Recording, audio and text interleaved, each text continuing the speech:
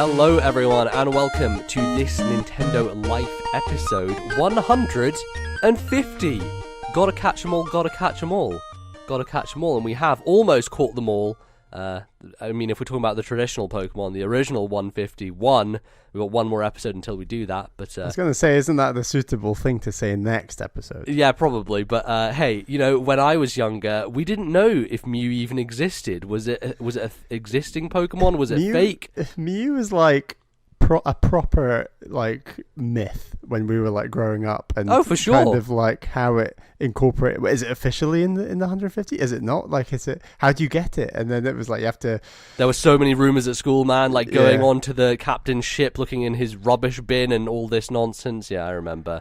Lots of stuff going on with that. But I will point out that the song does state 150 or more to see. So, you know, the song is gonna stake its claim. They give themselves wiggle room. They're like, there might be more to see. Yeah, exactly. But, you know, 150 was the number back in the day. So that's what I'm sticking my pole in the ground for.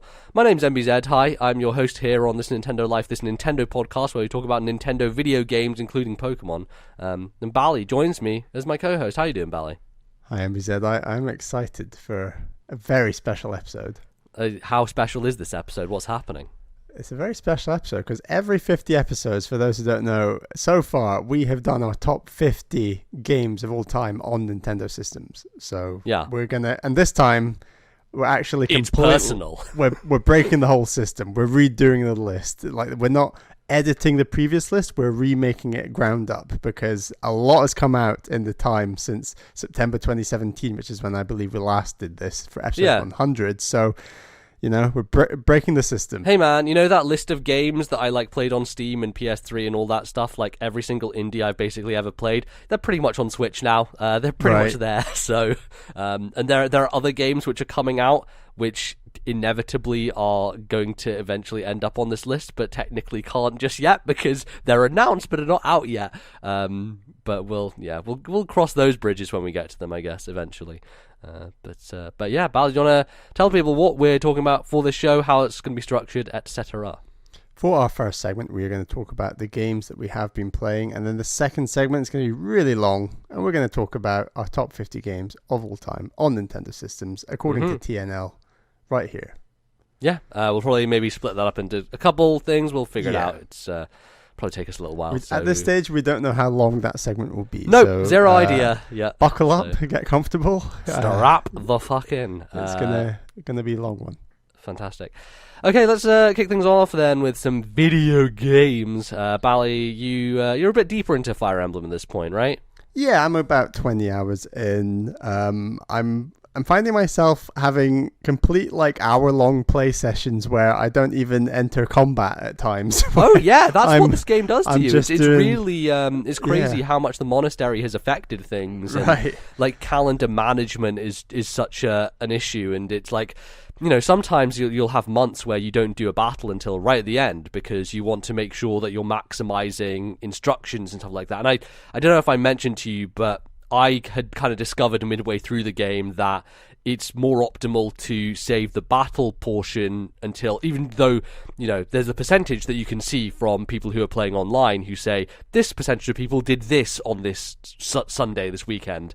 A lot of the time, to be more optimal about it, the majority of people are not actually correct, right? Like sometimes it's better to explore the monastery in extra time because you have a week of instruction coming up and you want to maximize on how much teaching you can get done. Right, with motivations, exactly. Yeah, definitely.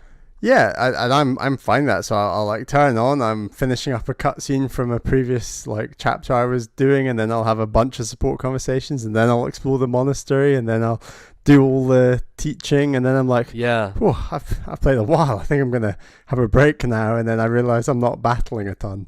I've definitely found that when you pick up from after a battle, like you say you've done a story battle at the end of the month, you hop into the monastery and already from that story battle you have like 6 support conversations to do. So you want to clear out those support conversations because you don't want to kind of waste the support that you're going to build with meals that you're going to have with other people. So like you end up doing that, but then through the course of your monastery activities, you end up building even more support. So like you start the monastery session with a bunch of support conversations, and you probably end your monastery stuff with a bunch of support conversations as well.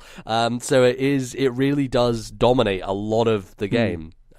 Yeah, but I mean, I'm really enjoying it. I think the character development is the strongest yet. We talked about that before. I think the story, while it's not taken off yet, because I am still pretty damn early in the game, it is an really interesting story, and I'm really enjoying like my Golden Deer run, and those characters, they're fun, and like I am really enjoying that aspect. It's feeling distinctly different in terms of like what I'm used to with a Fire Emblem, and it's going to take me some time to and I guess it'll depend on how much I enjoy the story, whether I think that like this completely different format I think is maybe stronger or maybe not as strong as, you know, the Fates format or Awakening, for example. So I'm on the fence just now, but I'm really enjoying it regardless about which sort of format's better. And yeah, I'll hopefully kind of wrap that up. Maybe probably not next time, but in like a few months' time. My aim is to try and beat it before Link's Awakening remake comes out. I think that's that's a month or so. That's a month or so. Yeah. So yeah, we'll see. Because I'm already like short on my Mario Maker 2 playtime because this game just kind of came along. And actually, another reason that I'm short on my Mario Maker 2 playtime is that before Fire Emblem came out, I finished up Pokemon Sun. Yes. On the 3DS, and I forgot to talk about it last time. Actually, maybe that shows how much of an impact that game made. Because I really enjoy that game. It's a great Pokemon game. I think it has just left me a bit kind of shocked in a way at how little that formula has kind of actually, in my view, become simplified since playing Diamond and Pearl Gen 4, and I played Red and Blue like a couple of years ago on the podcast, and that game isn't easy, but it's not crazy hard. Whereas a game like Pokemon Sun, I thought was very, very easy, and like the design of the routes and the lack of like dungeon style buildings. I mean, there's maybe like one or two in the whole game, but it's very linear. It's very simple. You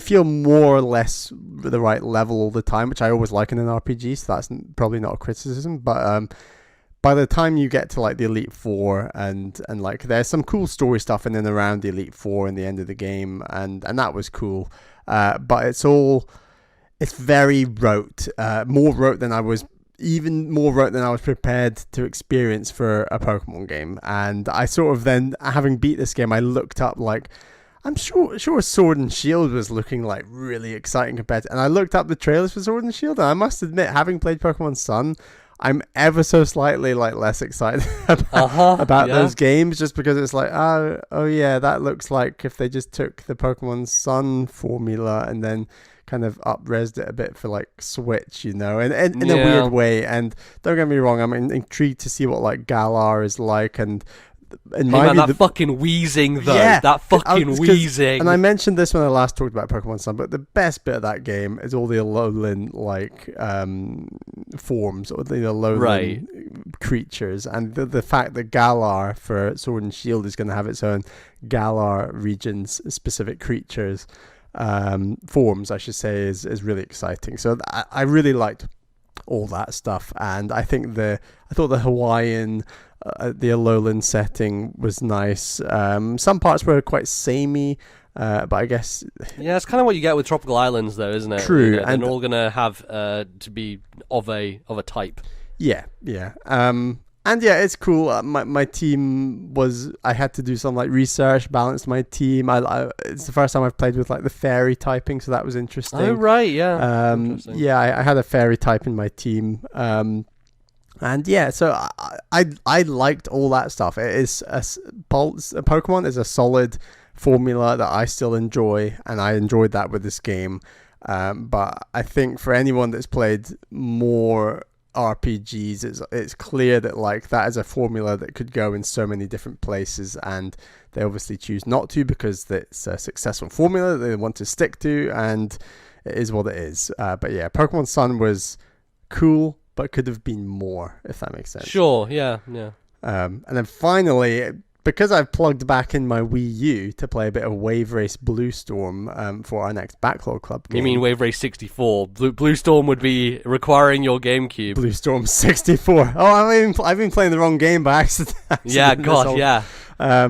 Yeah, Wave Race 64. The second it was plugged back in, Caroline was like, "Can we play some more Mario Kart 8?" And I was like, "Yeah, let's play more Mario Kart 8." So we've been playing like versus GPs with teams, and I have to convince Caroline to occasionally try out 200cc because she really dislikes fuck 200cc. I agree with her. Shit is because stupid. I love it. I love 200cc, and it's so hard. It's so hard. Mario Kart 8 is just such a fantastic package. Even though I've not got the deluxe version, and I've never been the most invested in battle modes anyway, but like Mario Kart 8 is just so good. It's such a strong formula. The variety of tracks is great.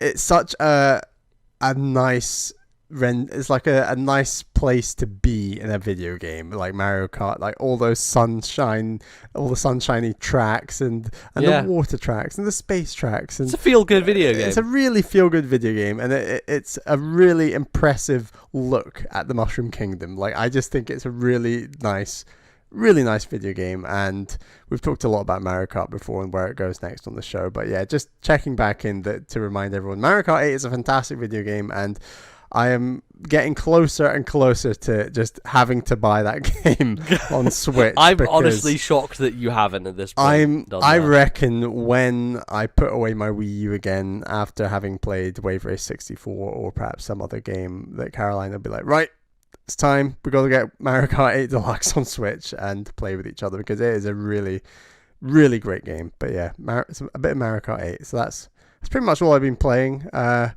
Trying to get on top of Fire Emblem before Link's Awakening, as I said. But yeah, what about you, MPZ?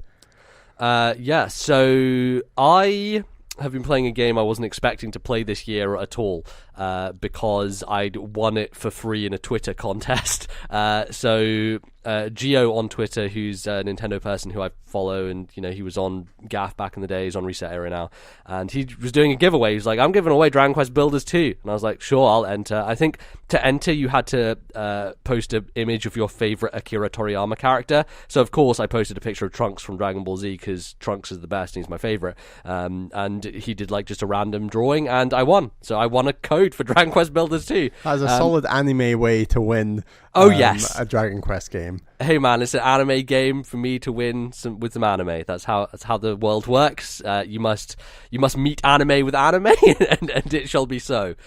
So yeah, I've been playing a bunch of this, and it's a game that I really had not much interest in. So originally, back on PS4, they released a demo for Dragon Quest Builders 1, and I remember putting 2 or 3 hours into that thing and thinking, this is pretty neat. Like, the concept behind Builders is that it's basically Minecraft for people who are old, right? Because I think a lot of the older generation are very averse to these very sandboxy open style, like survivally type games, right? Things like Minecraft, things like Ark Survival Evolved, like stuff on Steam that gets a lot of traction with a younger crowd. A lot of, I hear like people like Patrick Klepek talking about how like he doesn't want to make or create without guidelines, right? They're the type of people who want a video game given to them. It's part of the reason why he doesn't make Mario Maker levels, he plays them instead, right? It's the idea of, this is, like, if you're talking about Minecraft versus Dragon Quest Builders, Minecraft is if you just have a bunch of random Lego pieces and you put them together wherever you want. Dragon Quest Builders is following the instructions. It's buying the Millennium Falcon and building the Millennium Falcon, right? Right down to the fact that a lot of the buildings that you make literally have things that are called blueprints, where you can like go layer by layer and see exactly where you place each block to build a specific type of building. And so it has more of an RPG structure to it, in that you are trying to... It's interesting because the first game was based off of Dragon Quest 1, and the idea that at the end of Dragon Quest 1, you get to the Evil King guy and he offers you, like, hey, join me or not. And, you know, to finish Dragon Quest Builders 1, you have to fight him and kill him. Or to finish Dragon Quest 1, the original Dragon Quest, you have to fight him and kill him. Dragon Quest Builders one has that concept of what if you sided with the Dark Lord? What if you said, okay, I'll join you? And the idea is the world just gets destroyed and you have to build it back up again. This does the same thing with Dragon Quest 2, which is interesting because I played both Dragon Quest 1 and 2, so I do have context for this stuff. And there's the Children of Hargon. Hargon's like the big evil guy. And so they are kind of trying to enforce his will on the land and say, like, hey, you shouldn't be building, we've outlawed building, all we want to do is destroy, etc. So it's like, it's a light framework for it, but it's nice to have that context as someone who has played those games. And I'm sure there's a bunch of other references that get thrown in there as well. There's an interesting one. You have a dog with you for the early parts of the game who is good for sniffing out seeds and stuff like that. And the dog in Dragon Quest 2 is one of your party members because it's a princess who's been turned into a dog. So I'm wondering if later on this dog is going to magically turn into a princess again and become one of the party members from that game. But we'll see. We'll see how that goes. But it's weird, right? Because I didn't expect to enjoy this game this much. But this game gives me Stardew Valley vibes, man. Like, it's very much leaning into that style of kind of, building up a farm almost, because a lot of the game is about, yes, you're building buildings, you're making, a house for people to sleep in, you're making... The funniest thing that a lot of people on Twitter were going on about is bathrooms, because the game tells you to, like, hey, can you make... Like, it doesn't tell you to make a bathroom, essentially. It's like, hey, I need a place for private, like, could you put like a pot there and a towel? You know what I'm talking about, hint hint. So they're very like walking around the subject to some degree, and a lot of people, made one bathroom. And so what happens is when everyone kind of does stuff at the same time, all your villagers, and so they'll all go eat at the same time, or they'll all want to like wash themselves at the same time. They all need the toilet at the same time, and so if you make one bathroom, there's just this fucking line of people just waiting for the bathroom. It's hilarious. It's really funny. So having known that, I kind of made like this little... It's like I kind of like stalls. I made like a big long trough. Yeah, I made a long row of bathroom stalls, so like 4 next to each other. And one of the hilarious things about it is that you can go in after the fact and you can literally take the shit out of the pot. It's called night soil, and it's what? You can use it in recipes to make like fertilizer. Okay. So they really make sure you are using everything that goes on in this game. It's pretty funny. But yeah, like it's very, very it hooks you in the same way that Stardew does, because there's always something to build. There's always like you do have that level of customization, right? And you can make your buildings look as cool as you want, and you can use different types of wood to customize it. You very slowly unlock things that you can create. So you have a recipe book, and it's not like Minecraft where you have to just figure it out. They will give you recipes, and it will be very easy for you to make them. You don't have to like put things together to make a whatever pattern. It just is a menu. You go to your building thing, you're like, do I have the materials? I do. I just build it instantly. So a lot of that stuff is great, and it also has basically an endless inventory. So it provides you with chests and stuff, which you can use for example, in the fields. So like you have a scarecrow in a field, and it creates a patch of land where you can grow cabbages or tomatoes or whatever. And if you put a certain type of seed into the chest, your villagers will automatically plant them for you, if you have set it up that way. So you can automate a lot of this stuff and like make your villagers do stuff for you. And the majority of the stuff they will do will be eventually, you start off by having little bonfires that you can cook food on. But eventually you'll build a kitchen, and you'll get some people who are cooks, and they will basically, you have a room with a lot of bonfires in it, and you pop all your raw ingredients into a chest, and your villagers will cook it for you, right? So you start out the game and you're doing a lot of it yourself, but slowly, as you unlock more things, as more things open up to you, a lot more of the systems that you previously had to do yourselves become more automated towards the villagers to do them. And also the villagers have to feed, they have to, go to the toilet. Like, there is this weird micromanagement aspect to it.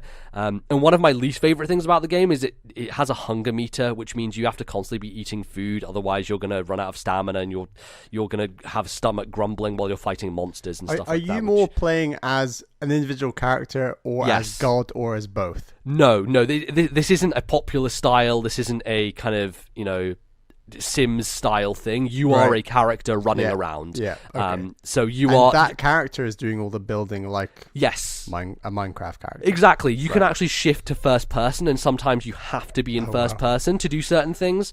You have a hammer, which is your main thing for like chopping down blocks, and the hammer can be used in third person for blocks that are your height. If you're talking about the floor under your feet, like what you're walking on top of, I think it's impossible for you to hammer that stuff when you're in third person. You have to go into first person, point yourself at the brick, and just hammer it down below the ground. So it does give me very Minecraft vibes in that sense, because it's straight up Minecraft at that point. You're in first person, you're kind of using a tool to collect blocks and like burrow your way through the ground, etc. So it definitely does that. But I think the way that it obviously differs is there is very much a quest structure to it. You have characters, named characters. One of them is this little blue-haired girl who is basically just fucking Bulma. She's straight up Bulma from Dragon Ball Z. I mean, they are giving you quests to say, okay, there's basically each chapter, as it were, or each like mission. There's this one big overarching mission, which is the one that I was on for quite a while. Is okay, make 250 plots of land or like squares that we can grow cabbages, tomatoes. You have to have 5 different types of seeds on 250 squares of land. Go. And so some of the sub quests under that will be, oh, I heard about this ogre over the hill. He's like has tomatoes or seeds or whatever. So you go off over the hill, find the ogre. He sends you on a little quest to do something for him. You find tomatoes. He teaches you how to grow tomatoes. The fact that like some crops grow differently, so tomatoes you have to have the soil next to a patch of water to like wet in it, and also have a pole in the ground so the tomato can like vine up the pole. So it's very different to just planting a cabbage, because cabbages you just plant in a batch of land and it grows itself. Same with pumpkins. But things like tomatoes, or even there's another one, sugar things. What's the sugar? Sugar cane, that's the one. Sugar cane, you have to literally have an underwater pond with the soil tilled inside it. So the entire field is underwater essentially, so you have to like block it off and make it like a little pool essentially. So that each different crop that you make will have a slight difference to how you create it. So it definitely leads to your farm looking a bit more diverse and different, because you have these different areas where like I have my patch right behind my farm, which is where my tomatoes are, and then I have 2 patches to the right of my house, which one has cabbages on top, and then one of them is a little pool with all of the sugar cane in it, etc. So it's cool because you do have that flexibility. You can make your farm look as nice as you want it to, but also you don't have to do that. Like, that's if you want it to be aesthetically pleasing, go for it. And there are some stuff that I did that with. One of my buildings is a barn, and I made these really nice kind of slats that go on the roof, so it looks like a really proper roof. And my main house is not really proper at all. I've literally put a bed on top of my main house, and there's like a pumpkin on it. It's very random. So like you can kind of just do what you want, and you're not going to get scored for it or anything. It's very much how you want to do it. And I could see people investing a lot of hours into making their original farm look like as good as possible. But I do hear that, you know, there's other islands, and you can go to other places, and you'll build up other locations essentially. So there is that progress to it. And apparently this game is like at a minimum 50 hours long. It's a pretty fucking long game. Which I don't know like if I'll beat it this year or what, but it is one of those games that last night, for example, or maybe a couple of nights ago it was, I picked it up and I was like, I'll tool around with this for a bit. And like 4 hours later, I was like, how am I fucking still playing this game? Like, it really gets you. And it's so well made. I think it makes so many smart changes from the original and is so much more streamlined. It's really easy to, you know, just build what you want and collect materials. And the amount of stuff you get from the amount of materials you have, for example, if you want to build, say, 10 softwood cubes to use, the amount of materials you're using to make that is so small compared to how much you get, which means the actual act of going and chopping down trees and getting stuff is hardly onerous on you. Like, it doesn't take much time to collect enough resources for you to just be going ham and just, you know, making as much stuff as you want to, which is great. I really appreciate the fact that they they make it really easy for you to just make things and customize to your heart's content. So and yeah, it has fighting as well. It's very easy.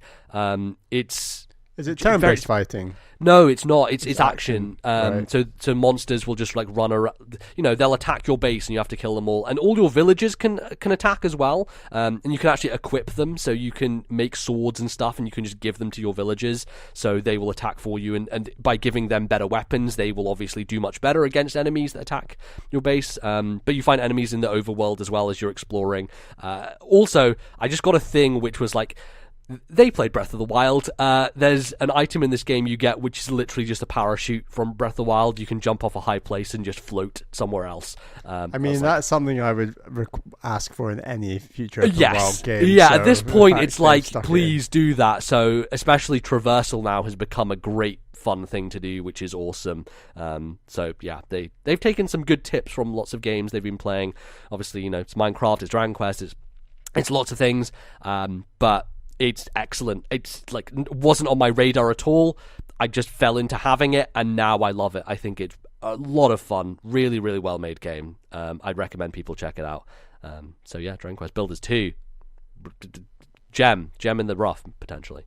Nice. And then the other thing I've been playing, which I finished, which I think is also fan-fucking-tastic, is a game I've been meaning to play forever, which it was like the one game which I would buy an Xbox One for, because it still hadn't come to PC. It was the single game on Xbox that hadn't been ported or anything. It was just sitting there forever. At one point, it was the only game on Xbox, I swear. Well, it came out near the launch. Sure. Sunset Overdrive, an Insomniac game, an Xbox exclusive Insomniac game, which is weird because Insomniac has a very deep history of PlayStation exclusive. You take a look at Spyro and Ratchet and Clank, and obviously now Spider-Man obviously is a big one. But Sunset Overdrive is the one Xbox game that they made that was exclusive to that platform, as far as I know. Maybe they made something else in the past. I know they did like Fuse, which was formerly Overstrike, which was this weird thing that used to be a very colourful looking thing, but then got market tested to hell and looked like a brown garbage shooter. And I think they did Resistance as well. I believe that's the franchise they worked on through the PlayStation 3 era.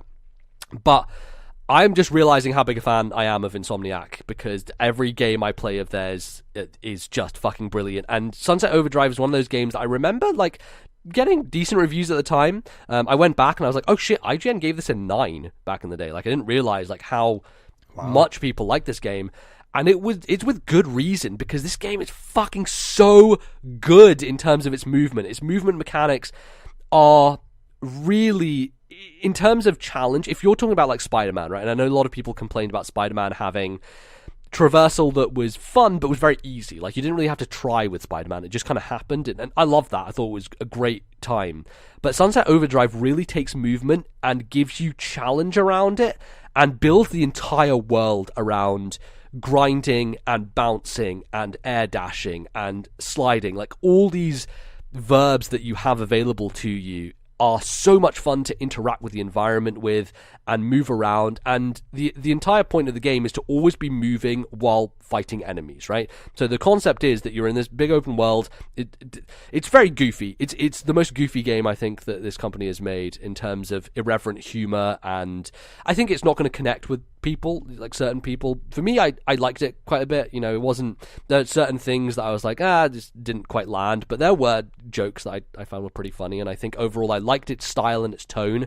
It's very colourful and weird, and the whole notion is that there's this energy drink that is turning people into weird purple zombies, and it's very cartoonish. It has a very kind of vibrant style to it, and so the streets are just littered with these things. They're just fucking everywhere. There's different varieties of them. There's ones that explode when they run near you. They're called poppers, and when they explode, a big cartoon letter like pops up. It literally says pop. Like it's like big cartoon letters say pop as they explode. So it is, they're really leaning into the aesthetic of it. And you have this assortment of ridiculous guns. One of my favorites was a fireworks gun where you're literally shooting fireworks, and I had a passive on it that made people freeze in place as well randomly. So that was amazing. You have a giant shotgun, it's called the Flaming Compensator, and it looks like just a giant cock and balls. It's stupid. It's so fucking stupid. And there's a bunch of other weapons as well. Lots of really fun things that you can use. A major one you get at the start is a vinyl record shooter, and you are shooting vinyls essentially at enemies, and they're like bouncing from enemy to enemy, and you can chain them together. Great stuff, like really fun. But the core of this game is the combat while you are moving. So there's the entire open world is built around grinding, and you can run on walls. You can, when you're grinding, you can either grind on top of a rail, or you can drop down and grind underneath the rail, so you're like hanging onto it with a hook. You can bounce off objects, pretty much every object in the world, whether it be a car or you can swing on lampposts.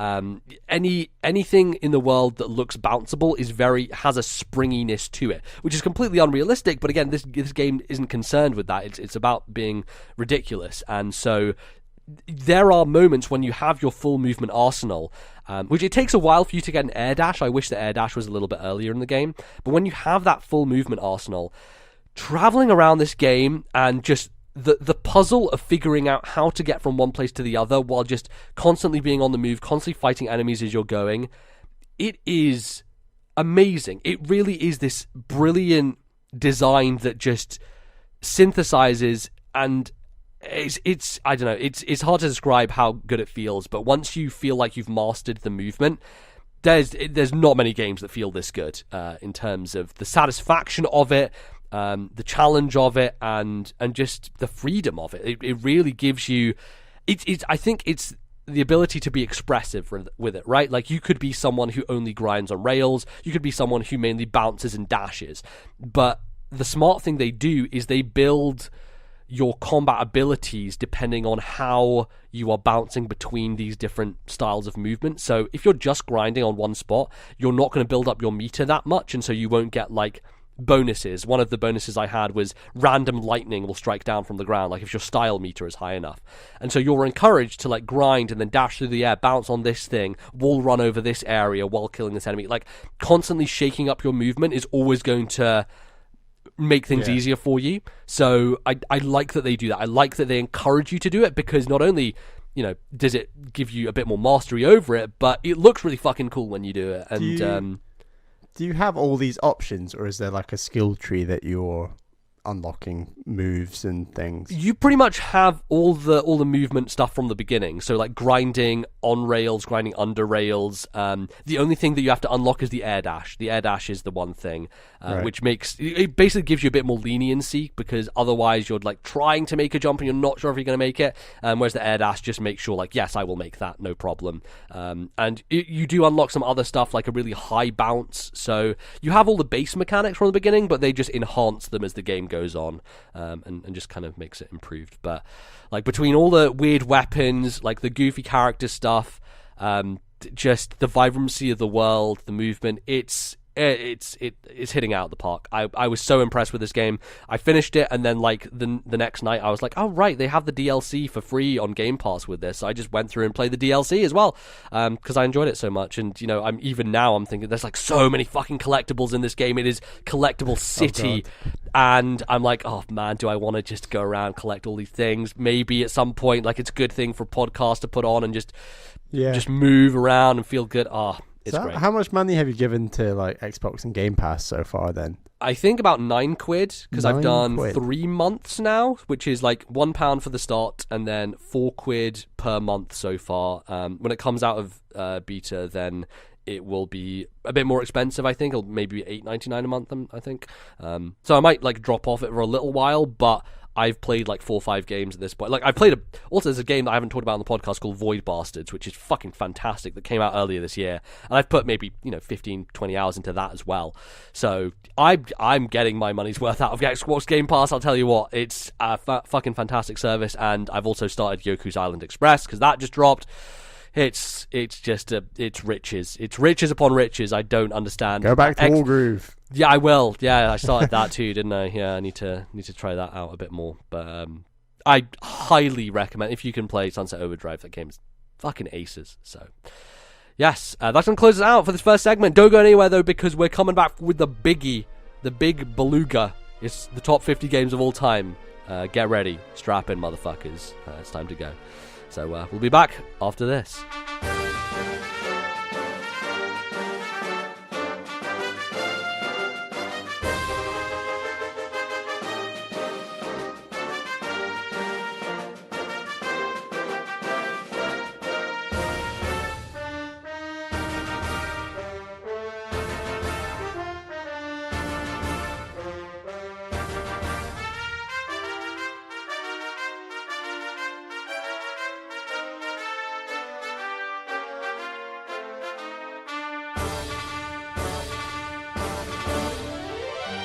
Alright everyone, welcome back to the Big Kahuna. It's time to talk about our top 50 video games of all time. The thing which I'm always ambivalent about doing, because I'm like, how many times can we reshuffle this list and just change our opinions? But you know, top 50 games of all time, it's always fluid. There's never going to be a correct order. This is a snapshot in time. It is, yeah. This isn't forever and ever. Exactly. It's the current perspective, I guess. But Bally always convinces me that we need to keep doing this. So I blame him for this. Blame me. Speaking of which, Master of Ceremonies Bally, who is always the one who comes up with the asinine rules and all of this nonsense. Gotta have some rules if you're gonna do a complicated system. Yeah. So Bally, do you want to lay it out for us what this is going to look like, how it's going to work, etc.? Let's do it. So we've got a blank canvas. We've got 50 slots. We've got 1 through 25 and then 26 through to 50. We've got a list full of, we've not even counted them, a lot of games that are worthy of potentially being on the list. So the first decision we have to make is we go through each game and we decide, is the game worthy of being in the top 25 games, the second, so 26 through to 50, the bottom half, or is it not worthy of being on the list at all? Now, this will probably mean that the top 25 games will end up being a longer list than 25, and the bottom list, likewise, will probably be longer. So in effect, the top 25 more or less are locks, and then the second 25 will be shortened. So there'll probably be about 15 to 20 games because the top 25 will stretch over, essentially. So then we'll need to look at the bottom 25 games, decide how many slots there are remaining, and then we're going to have to do a chop. So we're left with 50 games. And then from having 50 games, we then do a shuffle back through the whole list, and moving stuff up, moving stuff down. And that's about it. And then we'll have a top 50 games of all time. I hope that made a little bit of sense. Sure, yeah, definitely. Made perfect sense. Uh-huh. Good. I'm not going to list all the games we're about to talk through because we're going to talk through them. But why don't we just get started? Okay, let's do it. So we've got a blank canvas here. Our first game is a bunch of Zelda games. So does it go through them one by one? Yep, let's do maybe it. Also we've got our top 50 games of all time from last time that we can always reference every now and then, just for a general inclination and indication of where a game might be, should be. But let's do it. So Zelda Wind Waker. Yeah. Of course, you wrote this list, so of course the first fucking game you write down is but here's a top tip. Games at the top of the list will end up getting shuffled down, because I should have said that if say a game goes into the top 25, it gets stuck at number 1. Say the next game we pick goes in at number 25, it also gets stuck in at number 1, so you get a shuffle down. So if we put Wind Waker in at 1 right now, it'll get shuffled down. And I should say that if we're putting stuff in the top 25, it will automatically go in at number 1, and likewise if it goes in the 26 through to 50, it will automatically go in at number 26, because we'll do a shuffle afterwards, basically. I should have been tactical about this, but it's fine. It's fine. It's fine. There's no tactics needed. So we should say Wind Waker was number 10, 11 last time, on our top 50. I mean, there's the argument of Breath of the Wild versus Wind Waker, and all that nonsense, which I think. Also, why is Breath of the Wild not on this list? It's not there. It's literally not on this list. How is Breath of the Wild not? Good job, Bally. Well done. This is really comprehensive. I tell you why it's not. I was testing out the Google Docs function of shifting games down. I cut it and pasted it in, and I hadn't pasted it back. So there we go. See. It was actually number 1 on. It was actually number 1. Which, let's. How about we just do that? That's top 25. Let's stick in the top 25, Zelda Breath of the Wild. Yeah, good. Makes sense. Works for me. Wow. Boom. Right. Wind Waker is an interesting case. I love Wind Waker. It's really good. I have a lot of childhood nostalgia associated with it. Playing with you, I think in the modern day, the HD remake of it is the optimal version of that game. It's a tremendous, version. It falls down for me, obviously, in dungeon stuff, but I still think it's really good. I mean, you're going to argue for it to be in top 25, I think, but I think it probably should be top 25. Yeah, at least for now. Certainly for now. Yeah. And none of these are locks. We should make clear this is just a rough number. So shall we lock it in top 25 for now? Yeah, that'll do for me. So it's already number 1. There we go. So we're good. currently 2 games in the top 25: Wind Waker and Breath of the Wild. Link Between Worlds. Yeah. So this game was number 13 last time. Okay. I still think Link Between Worlds is fucking great. It's the thing over time is, I don't know if going back to it, how much I'd enjoy replaying it. That's one of those things I think about, and I probably what we would. haven't defined is like our definition of what we see as greatness. What is greatness? What is greatness?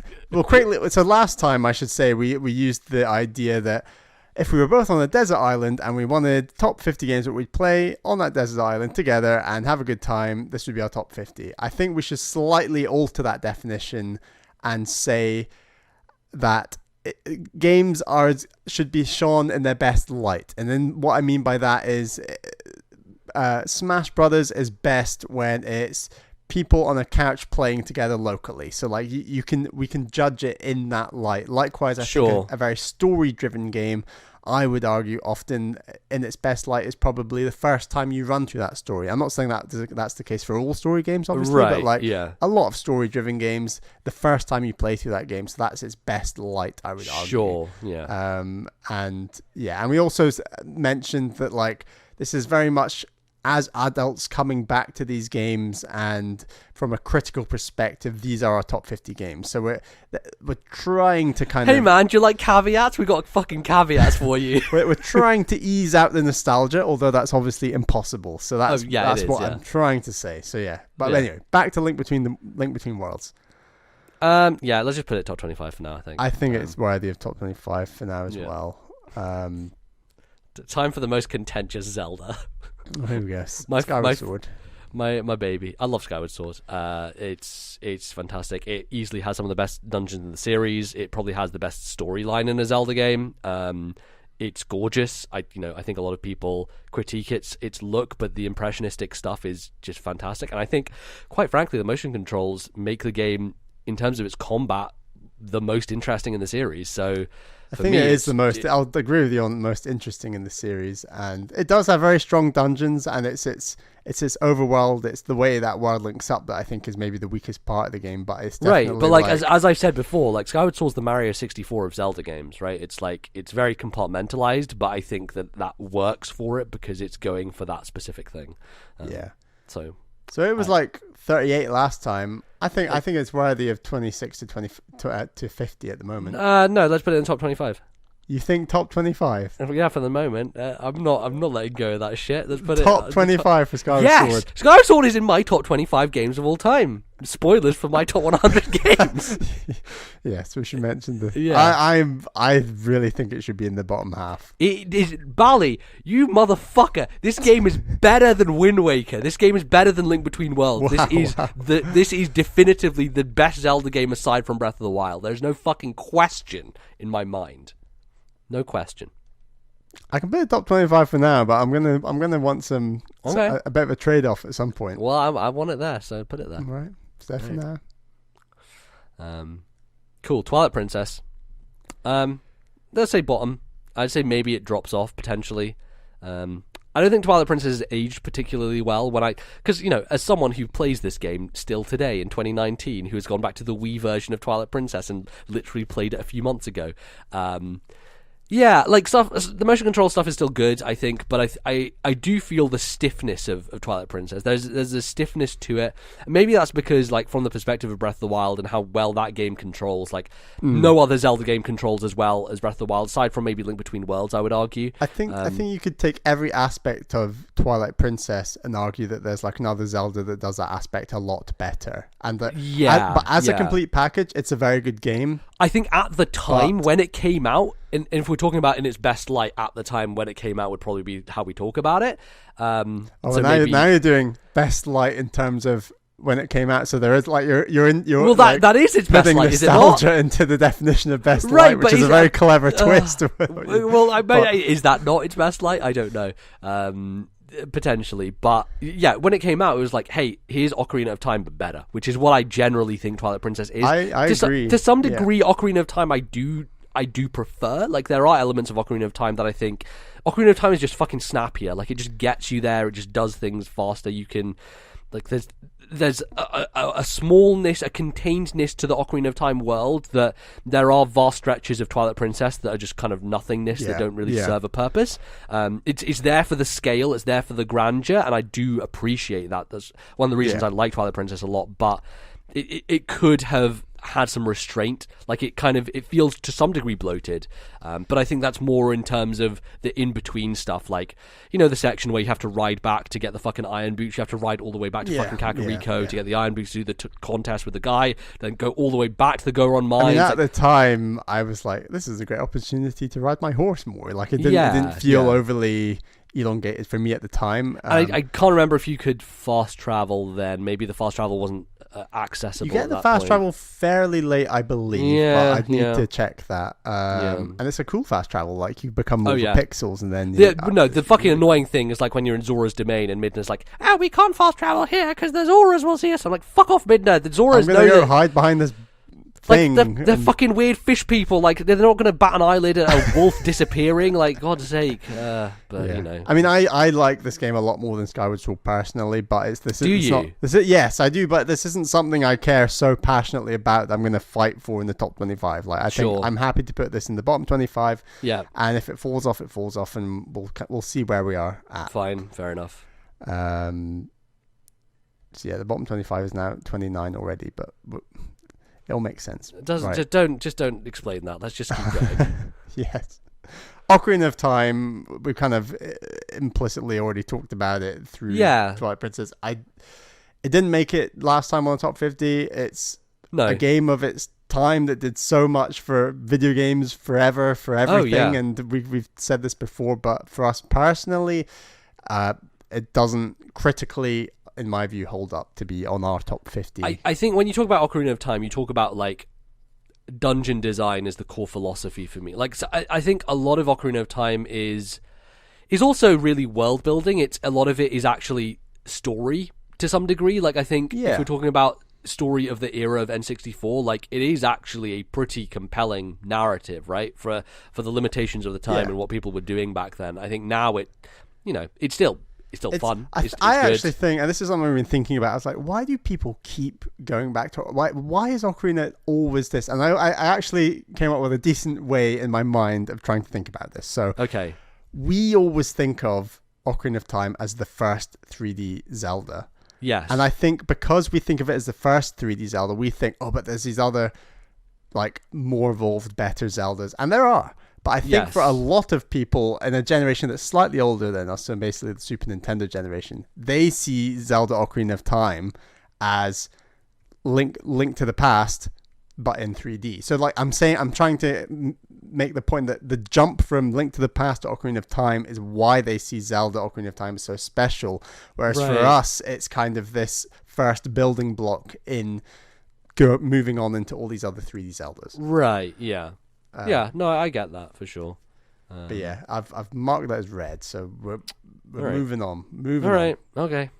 Valkyria Chronicles. Motherfucker, let me tell you about Valkyria Chronicles. This game's fucking dope. This is top 25 with a bullet. I will have I will have no fucking questions. This is a joint list. I have not played this game. I don't fucking care. There are some games that you have not played that I do not give a shit. They are being in the top 25 and they will fucking stay there. I'm prepared that there are going to be some games in the top 25 that I have not played that you appreciate is very good. Yes. I just want you to be aware that that's not an unlimited number. That's a very limited number. Oh, I know. I push my boat out, man. We'll see. Are you trying to say Valkyria Chronicles is one of these games? Oh, for sure. Because I've already given you Skyward Sword in the top 25. Oh, I mean, I would take Valkyria over Skyward Sword. You know, like that's where my loyalty lies. That's the logic, and this game is very important to you. We can go Valkyria Chronicles top 25. Yes. For now. It is just no question in my mind. No question. Hyperlight Drifter. Yeah, so it's weird because there are games on this list that we have played this year that I still need to settle my thoughts on to some degree. And Hyperlight Drifter is a game that I played earlier this year that I thought was brilliant, fantastic game.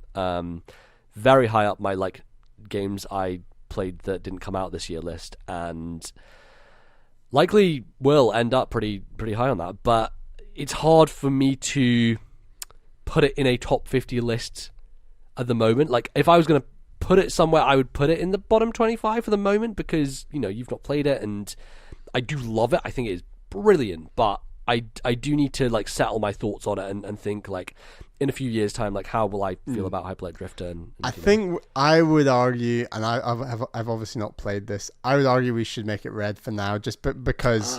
Okay.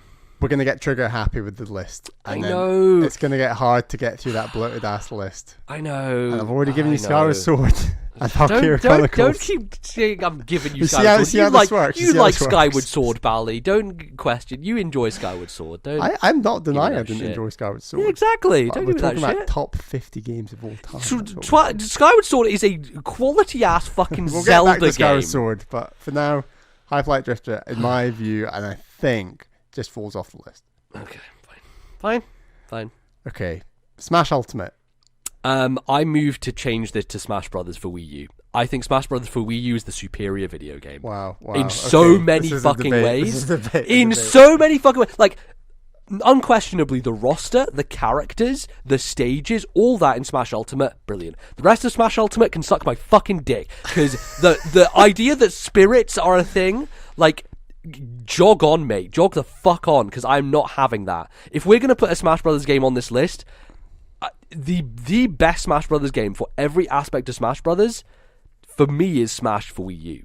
There's not really. When you say every aspect, you mean every aspect combined. Yes, exactly. As a whole package, right? Yeah. In terms of man, I love the trophy system in that game. It is so good. Yeah. It's so fucking good. The depth to it. There's a character from fucking Captain Rainbow in there. You've got all these deep cuts. Obviously, Melee had some of that stuff too. My only question with Smash Brothers is, do we cheat, right? Do we do a, hey, Smash Brothers as a series, as an amorphous concept? Because I'd be keen not to cheat, personally. I know, but And so and it's difficult because you think of Smash Brothers is made up of two core concepts. One is the Nintendo library, the Nintendo history, the Nintendo, this is a digital version of a Nintendo library in a way. Yeah, and it's a way of appreciating and respecting Nintendo's very long history. At the same time, it's a great fighting game where all your Nintendo favorites and more now can fight with each other. So if you're talking about it just in the latter sense, I do think Ultimate's a much better game. But as a complete package, I think I probably would side with the Wii U version. And as you say, it is, that Nintendo history is a core component in my view of Smash Brothers. And you're right, for the fact that it was lacking in Ultimate, it is a bit of a travesty. The fact that spirits are just not the answer. I'd to also that history. say how much Smash Brothers Ultimate have you played, and it's hardly anything when you compare it to how much we played of Wii U. Together and you separately. That's obviously life situation. Because everything it's all different. When I'm playing Smash Brothers by myself, it's more about enjoying Nintendo's history, looking through trophies, reading about them, going into the lottery, and I did a lot more of that on Wii U than obviously you can in Smash Ultimate. And as a result, absolutely, I have spent far less time going back to Smash Ultimate by myself. Don't get us wrong; like we've had some crazy great times like playing online. Well, I'll also mention that I've enjoyed Smash Ultimate's online way more in terms of the random people, because I think Smash Wii U's actual friends plays superior, which is fucking ridiculous. Like the lobby system for Ultimate is just a trash fire that frustrates me every time we play online. It just makes me wish that we could just play co-op not co-op, we could play on the couch constantly, because like when we played Squad Strike, that was fucking great. Like what a fun time that was. But the actual online against randoms is really good and works, but it's hard, man, right? Because Smash Ultimate really is like, it's on Switch, it plays great handheld, it's the realization of the 3DS version, the Wii U version kind of stuck together. The characters, man, Ridley, we got fucking Ridley, That's the question. Does the extra character rosters outweigh the Nintendo history? Like, I think we need to look at this about like, what do we care about Smash Brothers for the most? And if I'm honest with myself, the thing I want to do the most in Smash Brothers is me versus you, just like playing and as that much as possible, experience is much better in Ultimate because and I think of those Ultimate's new a superior game mechanically as well. Have we done this? Have we done a U-turn? Fuck! I don't want to reward a game with fucking JPEGs for rewards. Fuck that. Fuck. Can we just cheat and just say Smash Brothers? Can we just cheat and say, because if I'm quite frank with myself, right? Like Smash Brothers it hardly changes game to game. Like there are sweeping things that are different, but there's an argument to be made for Melee in terms of the full package, because for me, adventure mode, classic mode, all-star mode, the fucking all the trophies, you've got event matches that are so damn good in that game. Like when we're talking about like comprehensive fucking break the target, individual break the targets for every character that are so good, like Melee actually crushes it on the single player front. So if we're going to do that, like I can make an argument for Melee if we're talking about the whole package, Because to me, Smash Brothers doesn't really matter what Smash Brothers you're playing. The experience is pretty much the same for both of us playing together, right? Like I think we can have a good time regardless of the iteration of Smash Brothers that we're playing. Yes, but I think that good time we have is much stronger in Ultimate, because it does have modes like Squad Strike and but then we can also ding that because you can't play that online, and that's the majority of the time we spend with this game. Multiplayer is online.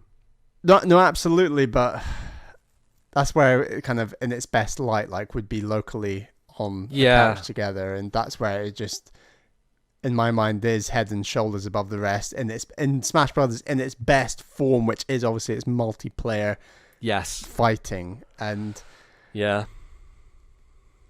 in my mind, I'm siding more with Smash Ultimate, just because as much as we love the Nintendo history and appreciate that Nintendo history, and it's massively important to us, and it's a huge weakness that Ultimate doesn't have it, I think on the merits that Ultimate does bring with its character roster, which is the biggest merit by a country mile, and this game's gonna have fucking Banjo-Kazooie in it. And the way that game enhances our favorite aspect of the game, which is couch multiplayer together, I would personally side with Ultimate above Wii U and Melee for that matter. Yeah, I guess. Fuck this shit. Let's go Ultimate for now. Okay. And we can discuss later. I side with us cheating and fucking doing all the Smash Brothers together, because fuck that shit. No cheating. No. My Ultimate Smash Brothers game would like mash together all the best aspects of all these, but absolutely. Right. Cool. Celeste. Top 25. That's not a question. Okay, right. Done. Talk about that later. Yeah, Celeste, easy. Inside. I would argue for it to be 25. I know we differ on this. I think Inside is one of the most masterful 3-hour experiences I've ever had in video games. It's like from animation to design to storytelling, it is, and the way that it takes. I'd agree with you on all of them apart from storytelling. And this is where we differ in terms of storytelling, because for me, I am a huge fan of things that are open-ended, that are, there for interpretation, that, can be analyzed, can be discussed, and I think Inside, I would not call it a story, I would call it more of a, and that's why I call it an experience, right? That's why I say it's an experience, because it is a kind of symphony of parts that coalesces into this, like, mechanics and art and everything, and even like atmosphere. I think atmosphere-wise, it is one of the most oppressive atmospheres, but yet one of the most important games in terms of like getting that tone across. I don't feel strongly to shoot this down in the sense that you are so positive on it, and that what it is trying to do resonates with you a lot. Yes. And what it's trying to do just resonates with me badly. That doesn't mean that what it's trying to do is bad. It just doesn't work for me. Sure.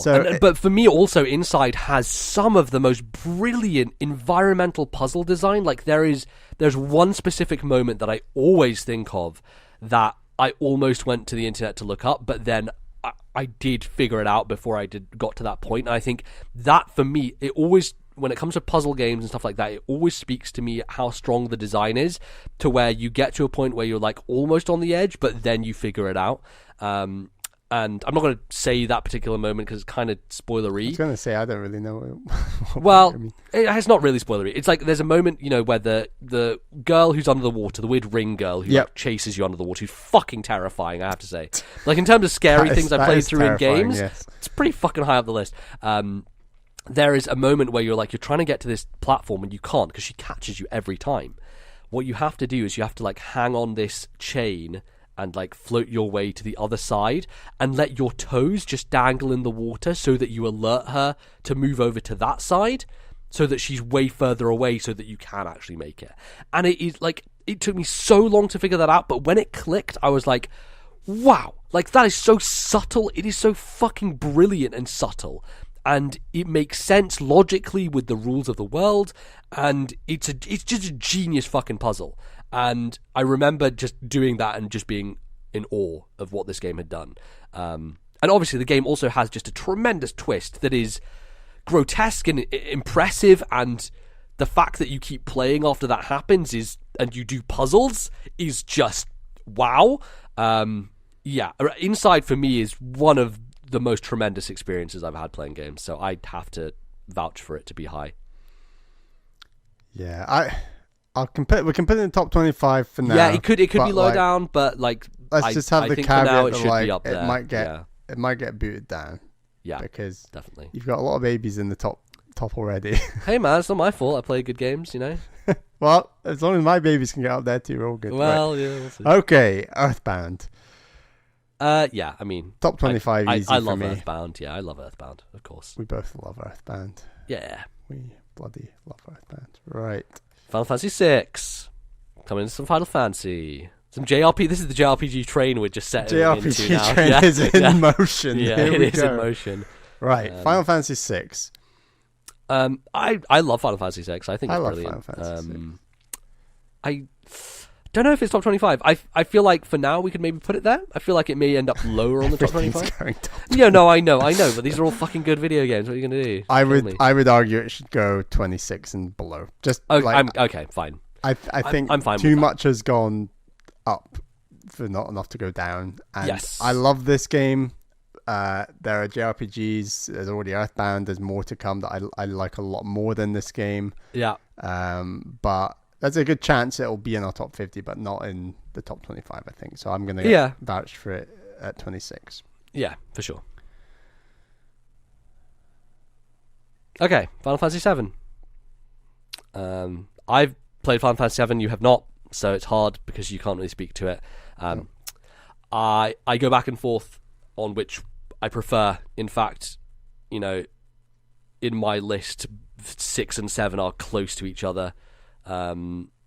So, I would vouch for it. I think it's a really fucking good game. Yeah, it's harder than 6 because I've not played it yet. And yeah, this is a joint I would list, say if we're going to have a Final Fantasy in the list, it has to be 6. So yeah, I love Final Fantasy VII. Yeah. It's probably in my personal top 50 games of all time. Definitely have a good conversation about this once I've played it, but I think for now it's hard to get. Yeah, it it's in hard. that It's top hard to 50. put it in there. So we'll leave it off for now. Unfortunately, a lot of people love Final Fantasy VII, and it's amazing that it's now playable on a Nintendo platform. That's crazy to me. It's crazy to me that, okay, you can't quite buy it on a cartridge, but like the idea that this game, which initially was taken off Nintendo platforms because Square Enix had a problem with Nintendo using cartridges, is now on a Nintendo system that only uses cartridges. Right. There's a sweet irony to that I really like, but yeah. Here's a contentious one. Octopath Traveler. Another game that came out since the last list. Yeah. For me, I know you love I love Octopath this Traveler. game so much. I really want it to be top 25. I don't think it's top 25. I know you have your issues with it.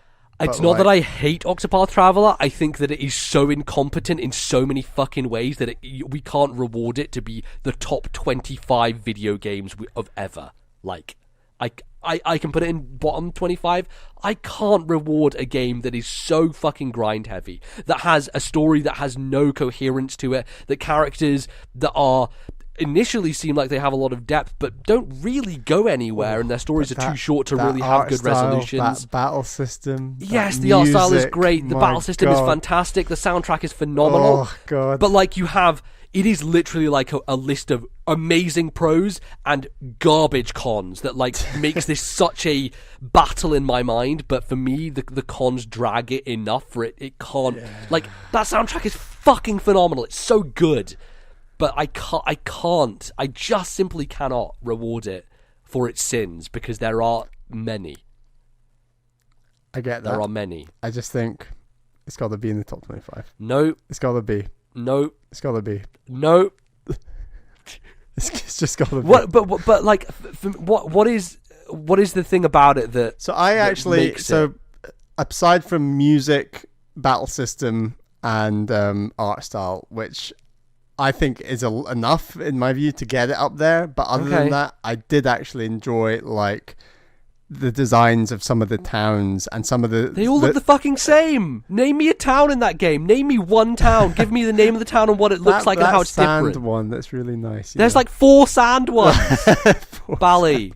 They're all look the fucking same. What I'm trying to say is I like some of the smaller stories that game tells, and some of the things that like Ulbricht's mission where you're suddenly fighting like these lizard monsters in this cave that's near this town. I just really like all these small fantasy driven stories across the 8 characters, and I did do all of their chapters. And there is an admirable thing about the game being less about world ending stakes and more about like small like personal character stories. I just wish that those personal character stories had been more fleshed out, and because like Primrose, for example, right? You start off and it's like, oh shit, this looks like the first chapter for Primrose is what sold me on this game. Like, it is brilliant. It is so good. There's great character stuff that goes on. There's motivation, like all this stuff. And then the 3 subsequent chapters are like so fucking predictable. Like, it's just like there is a twist. There is a twist actually in Primrose's story. Quite well told. Yeah. Because the small stories are the best part of the Octo idea, the 8 idea. In my view, that's like the coolest part, is that of the idea that there's 8 paths, the fact that there's 8 mini stories. I really like that idea. But at the same time, the fact that there's 8 paths is what is responsible for the grinding, for the broken up towns, for the broken up, and it's so easily fixable, right? Like the fix here is to like give party members you're not using XP. Fucking Chrono Trigger, a game that came out 2 fucking decades before this game, did that. Like a game that, oh boy, it really annoys me when modern JRPGs do not do things that have been done and work and make sense and just. We're gonna make a bold claim here, and this is what I'm going to get this in the top 25. Okay, like this is my favorite JRPG. Are you kidding me? I think it is. Wow. I honestly think it is. I think for the combination of the great good points we've said, and it's my favorite. Even at the same time, as I can agree with some of the negatives of this game. Like I do think that. And remember, I've not played Chrono Trigger. I've not played Final Fantasy VII. So like this is me having played a small number of JRPGs. Sure, but like it just worked for me, who's always been intimidated by JRPGs and stuff like class systems, for example. Yeah. I think that's something this game handles right. Actually, the class system well. is really good. Yeah, I agree with that. It's so clear about this is this class. This is what it's good at. This is what it's bad at. This is how you swap between classes. And there's just. It's like, I really want that skill on this character. Well, I better give them this class for a bit and level up. And like I remember getting Cyril with like the MP reducing skill, which was so helpful. Right. Like halving that.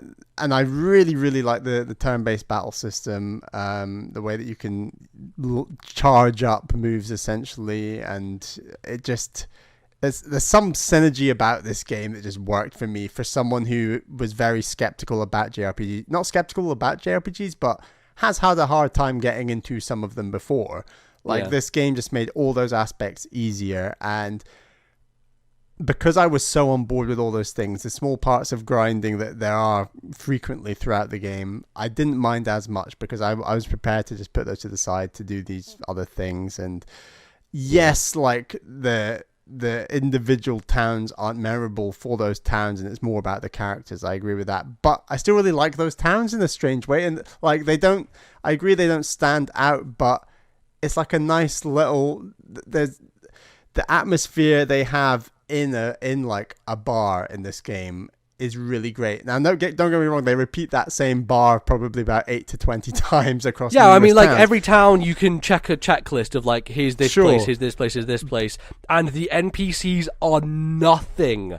They are nothing. The NPCs they are literally one tools. Of the weakest parts. Yeah, they're tools to be used for all the little skills that you have, which, to be fair, there are literally only 4 skills, and they are repeated throughout the cast, one of which is, like, gives you certain benefits, one of which doesn't. Like, you can either buy an item or you can steal an item, like, Yeah, those out-of-battle skills are not the best. I agree. They're not well realised. They could have been much more well realised, but they aren't. Also, on a quick note, his name is Cyrus, not Cyril. I think that's my Fire Emblem brain bleeding in. Cyrus, yeah. Also speaks to how unmemorable characters are in that game, but that's besides the point. Maybe it is the point. Ophelia, yeah. Emmerich. No, Ulberich. Not Emmerich. See? Okay. So you can't even fucking remember the names. It's your favourite. Bad memory. I know. I've given you Valkyria Chronicles. I know. Inside. Yeah, I'm gonna get mocked up. I'll renege on this for the moment. The difference I will say is that you've not like. I mean, played the next game we're about to I don't talk think about. you have the fervent dislike of Inside that I have for Octopath in terms of like the balance there. But that's true. Yeah. I have a respect for what Inside's doing. I just don't get it. Whereas you are very much like I don't have fucking respect for a game that is that grindy. But you're also someone who has played a lot of JRPGs. Oh, you have a very specific this is how I see JRPGs working. This is what they're good at. This is what they're bad at. Yes. Whereas it's not like I've played a ton of games like Inside and been like, it just needed that moment. That this other game that I played, it's like it had that moment that worked. It's in a way, I don't know. Yeah, I'll renege for the moment. We'll figure it out later on. We'll see how this, because this list is fucking short, so it's not going to be easy. Cool. Next game, Chrono Trigger, top 25. That's not a question. Next, Dragon Quest 11. I will say I've not played Chrono Trigger, and it is important that the top 25 isn't like dominated by games only one of us has played. No, but Chrono Trigger has always been in the top 25 since we started this list, and also like, have you heard what the internet says? I don't think there is.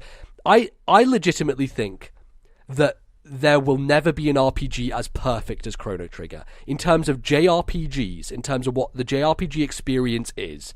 I don't think you will ever top this game. I'm sure it can be remade to have aspects. It can be remade, etc. Yeah. But I don't think there is a like an objectivity does not exist. Opinions are everything, right?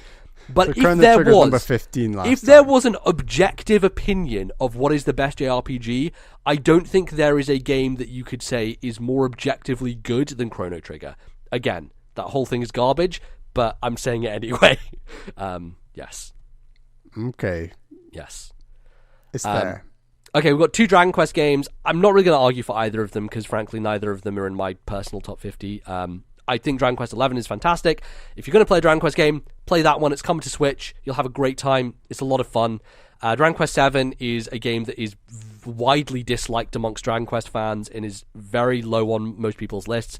I personally love it. I think the 3DS remake was phenomenal, and I think that just like class system, all that stuff, it really nailed every aspect that I want in a Dragon Quest game. So yeah. I think we've had Dragon Quest games on this list before, but I don't think any of them really had the staying power, unfortunately. So Yes, I believe they're on the first list, but haven't been on a list since.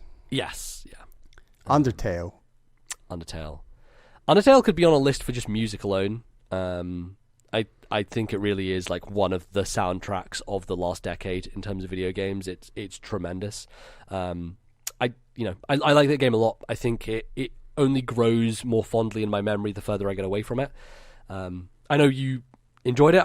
You've played it now. How do you feel about Undertale? Yeah, it doesn't sit well in my mind. Like there's some fiddly stuff, partly because of the crazy unique stuff that game does. Yeah. Also makes like aspects of it quite fiddly in my mind. Very like. Do you mean the battle system or? Oh, both actually. Because when you're playing a JRPG, like you are trying to work out, how do I progress to the next goal? How does the battle system work? Undertale is like a game that upends so many conventions. Exactly, it upends so many conventions that when you're on that steady course of like, do I do this to move on?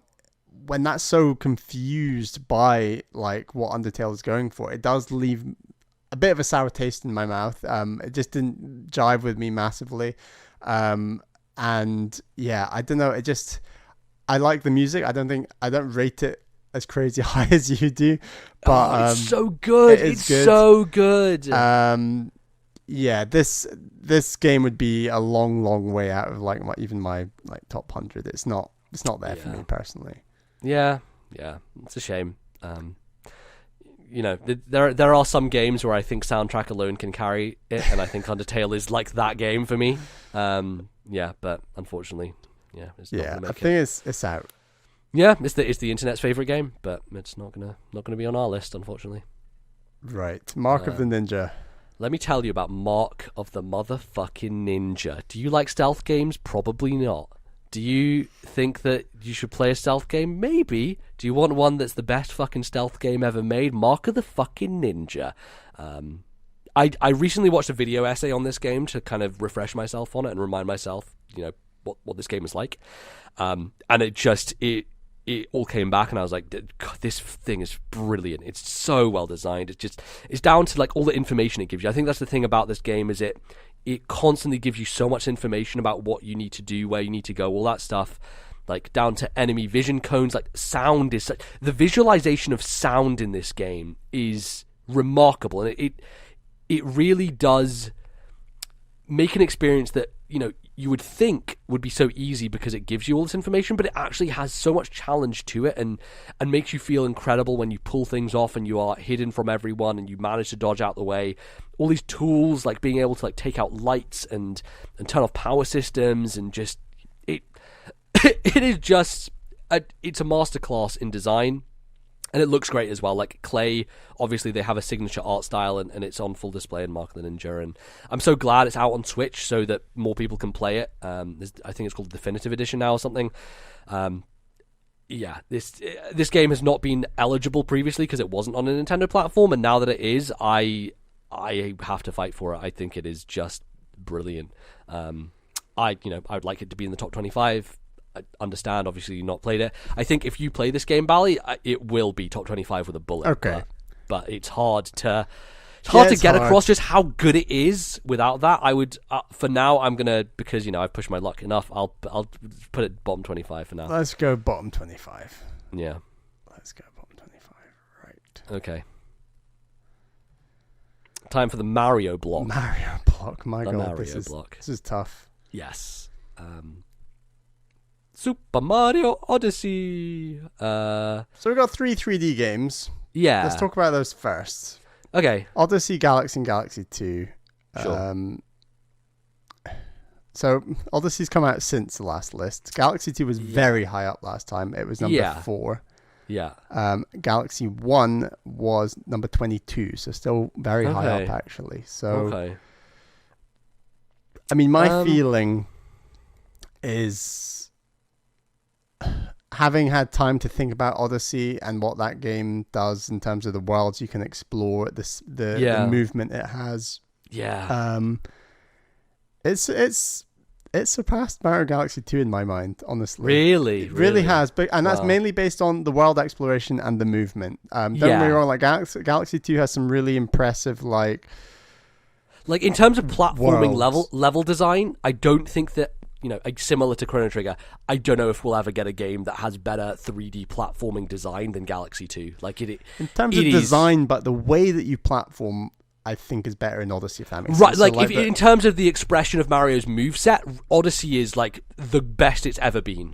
No question. The way it feels to move in Mario Odyssey is remarkable. The thing that lets it down somewhat is that the level design is not built with the challenge level that would match up to that amount of freedom you have, if you know what I mean. There are more challenging levels perhaps in Mario Galaxy 2 than Odyssey, but then again, there's some really challenging levels in Odyssey. You're barely even platforming, you're a tank, you're this, you're that, it's about doing so and if we're talking about a game in its best light, the 10-hour first playthrough of Odyssey is among one of my favorite experiences in games. I did that over the space of 2 days, and it was glorious. It was just a joy. And I actually really enjoyed the big 999 moon sweep. Actually, it was more fun. I definitely got burned out by it. I burned out on it. Don't get me wrong, but for 50 hours of Mario platforming, it was more fun than it should have been. Maybe I burned out on it because I did all the fucking purple coins as well, but that's my problem, it's not. Oh yeah. I know I did all of them bar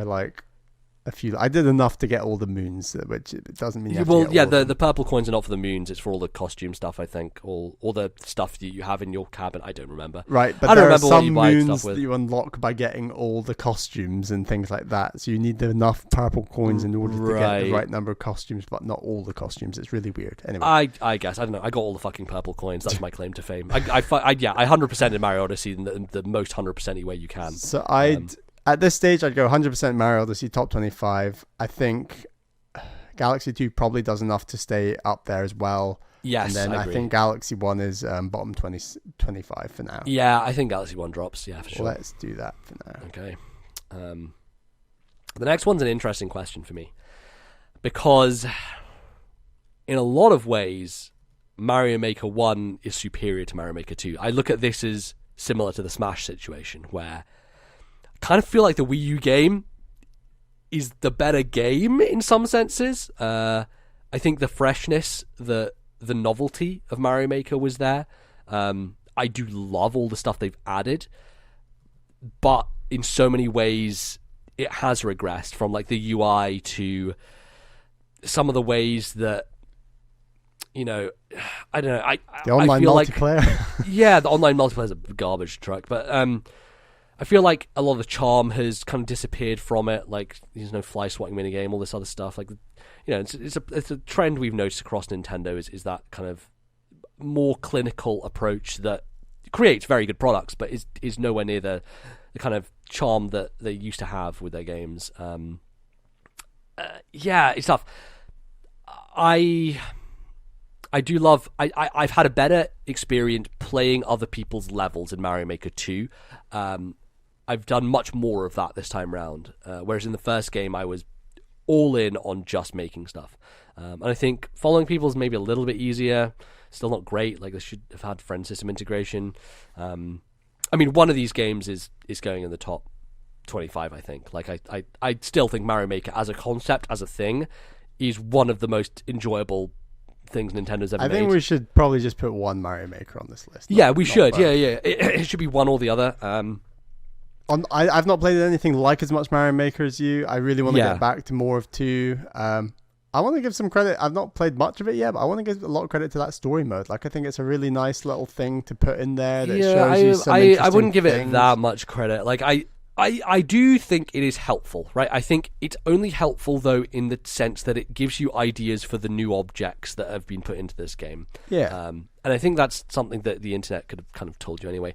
But like, when it comes to actually, Nintendo billing it as like a story mode, like it's not a story. It's like, it's a collection of random levels that all have their own unique ideas. There's no cohesion to them. There's no consistency between them. And I personally prefer that because I don't like traditional Mario levels, as we talked about constantly. Like, traditional Mario levels bore me. I think they're kind of dull. So the fact that Nintendo are putting out levels that are actually more in line with the creations of people in the first game is great to me. But I wouldn't say it's that much different from what they did in the first game in terms of single player content. Well, the first game got as high as 14 on our list, so like this game is top 25. Like, there's no question. One of these games at least is top 25 I think for me. we just do Mario Maker 2 for top 25, and we'll discuss later. Okay. I mean, yeah. Also, the other thing I need to bring up is I fucking realized I've scratched my screen with the stylus that I got for Mario Maker 2. I've done one small scratch. Yep, and I've changed the nib. I've got like 4 or 5 scratches, and they're all really fucking bad, and it bums me the fuck out. It's really annoying. Geez. So, like, that's kind of giving me negative impressions of Mario Maker 2, but that's more my fault than the game's fault, so I shouldn't blame the game, but it's still making me... I haven't picked up Mario Maker 2. If only this was on Wii U, it'd be fine. Exactly, Like, exactly, it does. It does. And also, like, the other thing is, I miss the Giant Bomb streams of them making levels, and they can't... I know this is such a fucking niche case, but, like, so much of my enjoyment of Mario Maker 1 was the fact that you could have the Wii U gamepad and also see it on the screen. Shall we go Mario Maker 1 almost purely for the fact that it has the goddamn gamepad? Like, it's so fundamental to... Now, Splatoon 2 we're going to talk about later. I'm sure that is better than the Wii U version. Fine. I agree, yeah. The gamepad is so intrinsic to that Mario Maker experience, and I have also scratched my screen, so... let's basically, fuck Mario Maker 2 for our own fault. Let's go Mario Maker 1. Yeah. Also, I don't know. I think the experience at the time of Mario Maker 1 was just so refreshing and new and different. And 2 is it's an improvement in a lot of ways. Like, that's the problem with Ultimate and with Mario Maker 2 is they improve. It's Nintendo. It's 2 steps forward, 6 steps back. Like, it's the way they do business, and it just frustrates me. Sorry, we muddled our 3D Marios because we actually got 3D Land in here. Let's. It's not really a 3D Mario, is it? It's a handheld 2.5D Mario. Yeah. So 3D Land last time. Yes. Was number 35. So bottom 25. Yeah. Let's stick it in at bottom 25. For me, it's personally higher up the list. I'm a huge fan of 3D Land.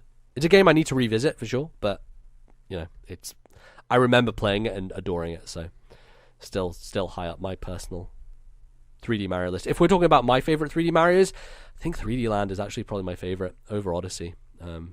Wow. It is. I love shocking, that game. Right. I love that game. Mario Land 2. Yeah, I love Mario Land 2. Still, a game I think is brilliant. I don't know if it hangs. I don't know. There was 31 last time. I think we can put it bottom half for now. Yeah, okay. I don't feel strongly enough to get it up there to the top 25. No. Yeah. I have a lot of nostalgia associated with Mario Land 2, which is a part of the reason I put it up there. But I do think that I think we've both played it on 3DS Virtual Console. Did you get it on there? Yes. Yeah, and so like we've both played it in modern times, and I think holds up for amazing. For me it's just one of the most enjoyable 2D Mario experiences. Like, there's no frustration with it. It's such a unique game. Like, the environments you go to and everything. It's it's great. I love it. So cool. Going to the next big Nintendo franchise. Yeah. Metroid Prime. We'll go with the 3D first. Obviously, Prime 2 made the list last time. I'm just accepting it's not going to get on this time. No, fuck that shit. No way. Metroid Prime was very, very high last time. Number 8? No. Yeah. 7. Okay. I think it still warrants top 25. much as I hate it, this is one of those which I just give you the time of day every time it comes up because, you know, it's Metroid Prime. Everyone loves Metroid, aside from me apparently. I think it's a fucking garbage truck, but you know, just keep putting Metroid Prime on lists. This is 2D Metroid's gotten tougher because a game has come out, which isn't which on we this haven't list. on this list, which is Samus Returns. Yeah, I wouldn't put Samus Returns. You know, it's good to talk about it. I think for me, Samus Returns is not a game I feel like I want to replay. And that's one of the things for 2D Metroids for me is how much do I want to play through this game again. Samus Returns just feels a bit too long and a bit too bloated for a replay. You know, there's a lot of repetition. It's really hard. It's really fucking hard. I don't want my fucking hands to die again on bosses and stuff like that. So it's good. It's really good. Like, I love it. You know, it's Metroid. I have to love it. It's great. I really love Samus Returns. I might actually prefer it to.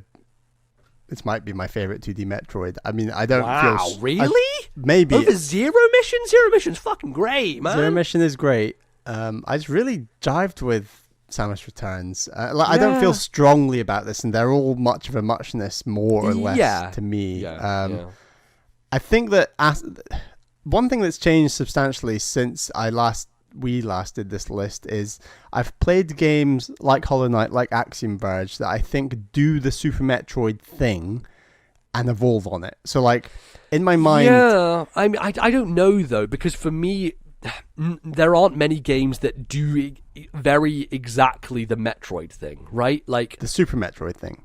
Yeah, like Gato Roboto and Axiom Verge are examples of games that literally are like you're in a suit or you're firing lasers in a sci-fi setting, right? Like the other games in terms of that style are like Hollow Knight I wouldn't directly compare because in many ways Hollow Knight is more Souls influence than it is Metroid influence. Sure, right? Like when I'm Gato Roboto and Axiom Verge I'd put in separate camps in terms of the fact that like Axiom Verge is much more like Super Metroid. There's a lot more exploration, this, that, and the other. Yes. And Gato Roboto is very much Metroid Fusion, linear. Totally, yeah. A to B. That's where I would put Axiom Verge and Hollow Knight in a similar category to Super Metroid. And if you're talking about just like exploration, and open-endedness, exploration, and I think as much as they are, you know, 2D side-scrolling shooters, whatever, I think they feel so fundamentally different to like Fusion, Zero Mission, and Samus Returns. Like when you think about it, Fusion, Zero Mission, and different. Samus Returns as three of the four like 2D Metroids, they're all pretty linear comparative to Super Metroid. Yeah. Zero Mission, you can go off the path. Like Zero Mission has a icon that you can go to, and I remember the first time I ever played Zero Mission, which was on an emulator years and years ago. I got lost and didn't know where to go or whatever. So you know, that can happen in that game. But Fusion and Samus Returns in particular are very guided, like they are, and Samus Returns, that whole game is about going deeper into the planet, right? Like that's the whole notion of it. So you are going from area to area, but it's more like mini Metroid maps. Like each area in Samus Returns is kind of open in its own way, if you know what I mean. Like it's a large game. It's really large game, and I like it because it gave me so much meat on the bone. But I do like the leanness of a Zero Mission or of a Super Metroid as well. So it's tricky. For me, you know, Fusion's got to be up there. It's one of my favorite games. It has to be in the top 25. This is, you know, I feel like we have an unwritten contract, which is the Prime Fusion Accord, which is you get Prime in the top 10, I get Fusion in the top 10, and we say nothing else of it. You know. Let's take Fusion into top 10, and then we need to just discuss these next two, I think. Yeah. Let's do one at a time. Okay, right. Fusion top 10, or top 25 for now. Zero Mission last time was number 23. So that's pretty high, yeah. That is high. I do see it dropping to bottom half this time. Yeah, I agree with that. I think Zero Mission should be on this list. I think it's tremendous. Like it's the easiest Metroid for sure. But there's a fluidity to it. There's a pace to it. I like the stealth stuff at the end. I don't know. It vibed with me. I thought it was an interesting twist. Gave me some of that fear of the SAX back in my belly, which is always good. I think it's great. It's tremendous. It's snappy, man. It's maybe the best feeling. It's like I personally prefer the Fusion feel, but Zero Mission, I think a lot of people argue is the smoothest of the games in the series, and I can get behind that to some degree. So, yeah. Okay, so now we need to think about some Super Metroid. Super Metroid. I think we can cut Samus Returns. I think that's kind of Let's safe. cut Samus Returns. I do really like that game, but I don't feel Yes. overly strongly between the four of them. Yeah. Super Metroid. The thing I always say about Super Metroid is if they remade Super Metroid and made it feel better than it does, I feel like that is a top 25 game of all time. I agree. I think it was Zach Ryan on MVC. I think he'd been playing Super Metroid or something. Yeah. And he reminded me that the last area in Super Metroid, or like the second last area where you're in like the sand.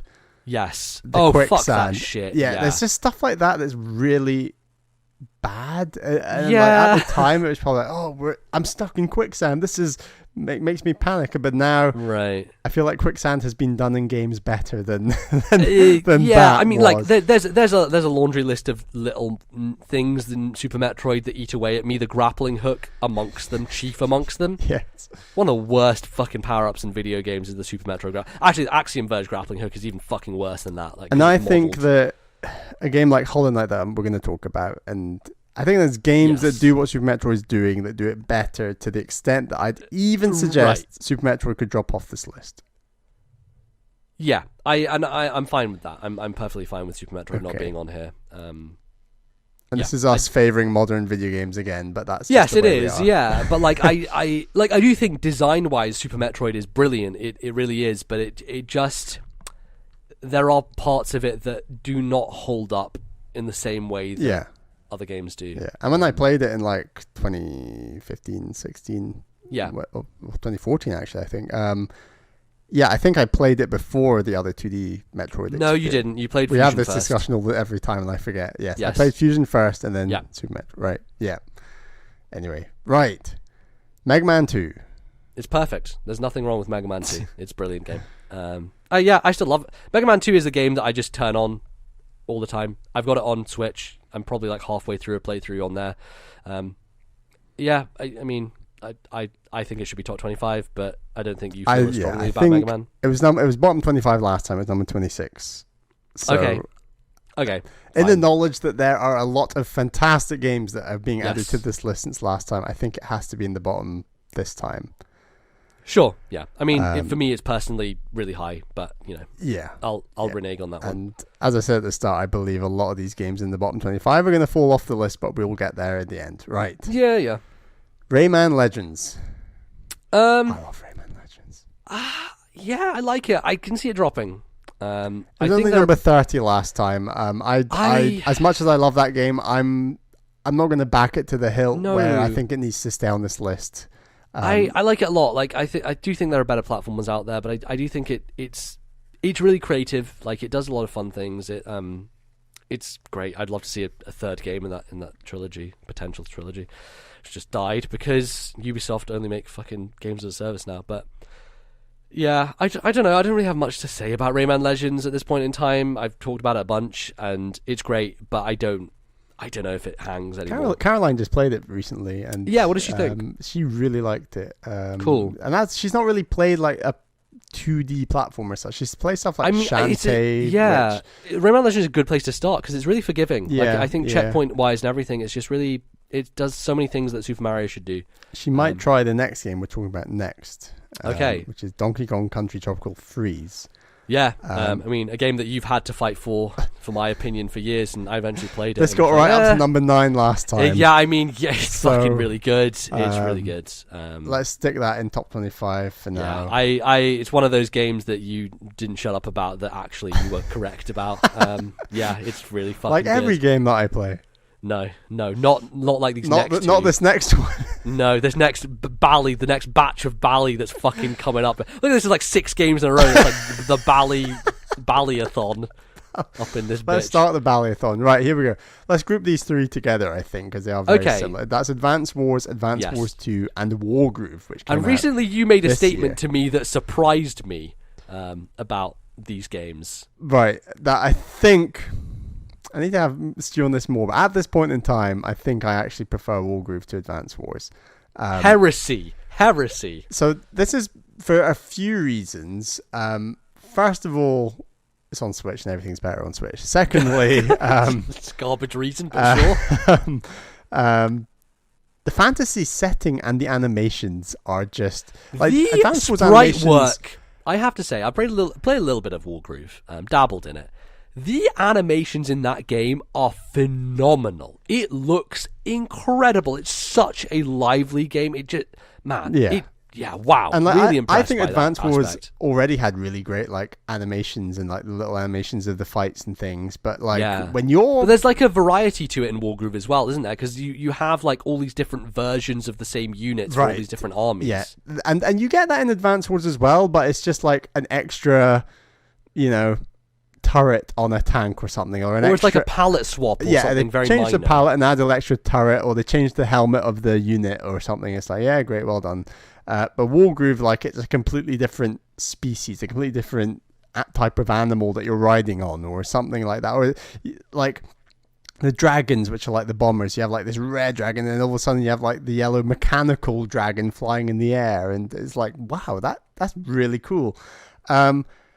But on top of that, I think the added aspect of strategic critical hits is such a mechanically fantastic idea that just makes it stand like above Advance Wars in my mind. It's just reinvented an already fantastic formula in a way that I didn't think Wargroove was going to do at all. And like, I'm really, really impressed. And I've been meaning to get back to that game to do all the side stuff all like this year, because I just blazed through that original campaign on the original hard mode, I should add, which is now like it used to be normal, now it's hard or whatever, but I just had such a blast. So let me just quickly check, because last time Advance Wars was as high as number 10 and Advance Wars 2 was as high as number 19.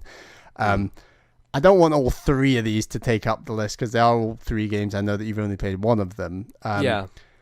Wargroove has to be on this list for me.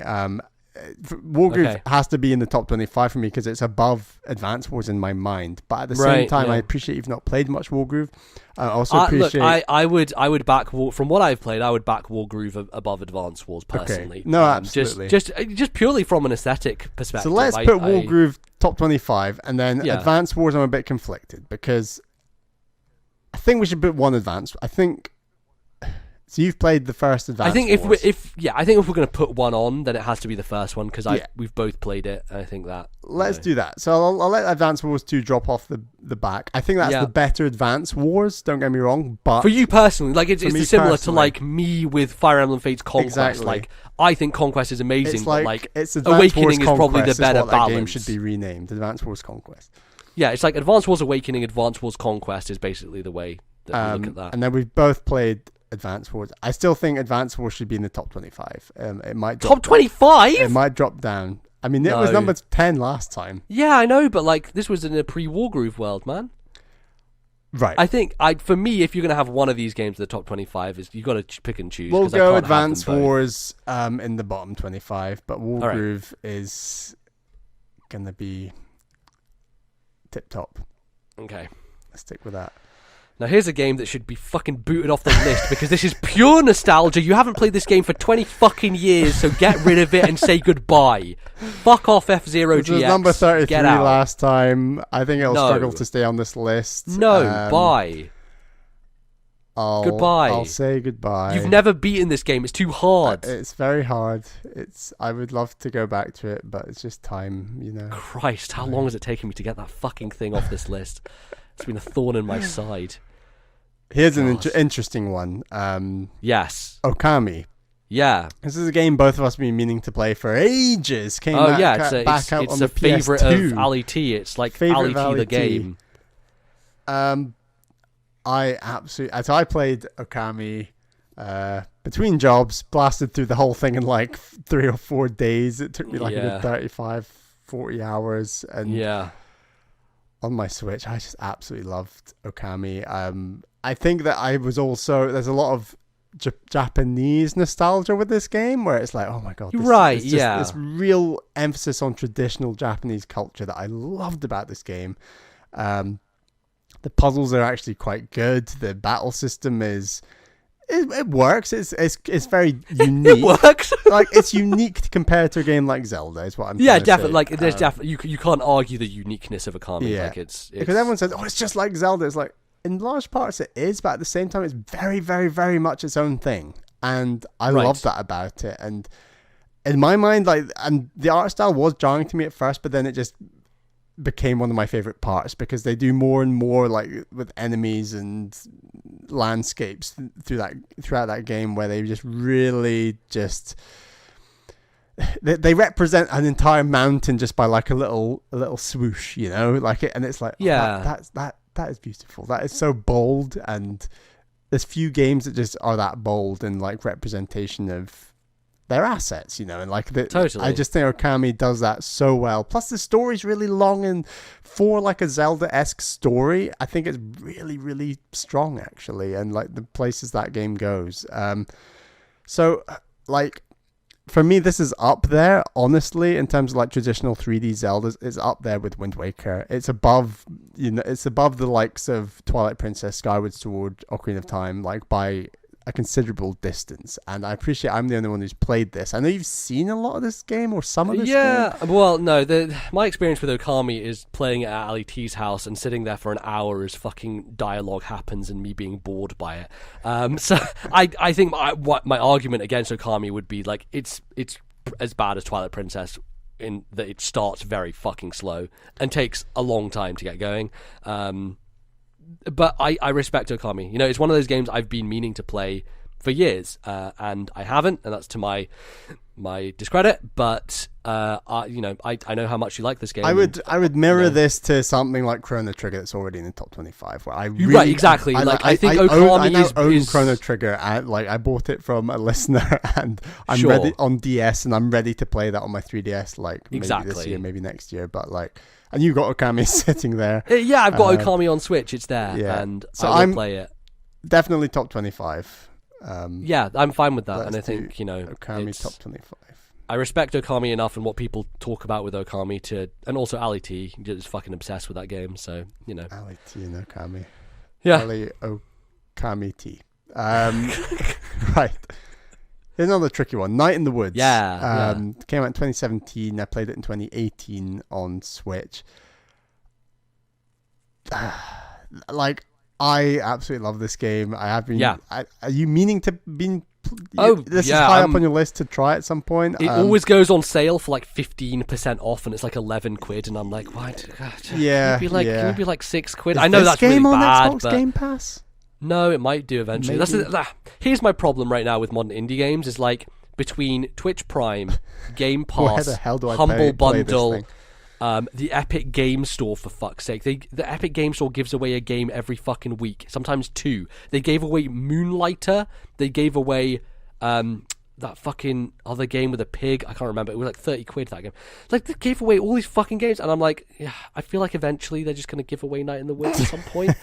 So, like, it's one of those games that I'm just sitting there, I'm like, if I buy this, I'm eventually going to regret it because it's going to be free on one of these other ridiculous PC services that I own. So I really want to play it. Like, it is a game that I know I've heard such positive things about, and you adored it. If there was a game that could subtly and in a really real way talk about ideas of the rise of the far right in Europe and North America, the anxiety caused by like the breakup of society and communities, especially through deindustrialization, like coal mines shutting down, factories shutting down, shipyards shutting down, and what that does to the communities, and it makes them feel like they start resenting immigrants, or do they start resenting the capitalist elite, or like how that plays out, but told through the story, through the tale of like this one cat who's been at university, came out of university, came back home, and is talking about her story and experiences all these different people in her town experiencing all these different things. It's it really hits you hard. Right, it's tackling heavy issues through the lens of fucking cartoon animals, which, right? It's and I think you wouldn't think it would work, but it seems like it does because of that reason. I played this with Caroline, and she, after 3 or 4 hours, she was like, "Whoa, this game is too much for me. I thought it was going to be, lighter-hearted and right." So she had to sit out after about 3 or 4 hours, and I was like, "Okay, no, fair enough." And then I just plowed on to the end and just thought, wow, the writing is so strong. It's not voice acted or anything, it is text, but the writing is so incredible, and it tells a really fulfilling's the wrong word, but it tells the backstories of some of the most key characters in that game in a really, really crucial, important way. And I've not played enough story-driven games to have experiences like Night in the Woods, but I really want to experience more, because it is a really great commentary on what the society is going through right now. And and there's not enough video games that and there's really not enough do video that. games that do that. So when I talk about it like that, this is easily top 25. But at the same time, you've not played it yet, but I would. Yeah. This is maybe the best story on this list, potentially. Similar to Okami, I think that I've heard enough things about Night in the Woods, and I know how positive you are on it, and I really want to play it, and it's a game that, At the same time, I think it's the kind of story that will wash off a lot of people. I think there's a chance you'll play it and be like, it was okay, but it didn't resonate, maybe, Right, I'm not saying you're guaranteed going to love it. I'm just saying there's a lot there that has the potential to resonate. That's all I mean. Definitely. So, yeah. So we go top 25 for now? Yeah, I'll say that. Let's go for that.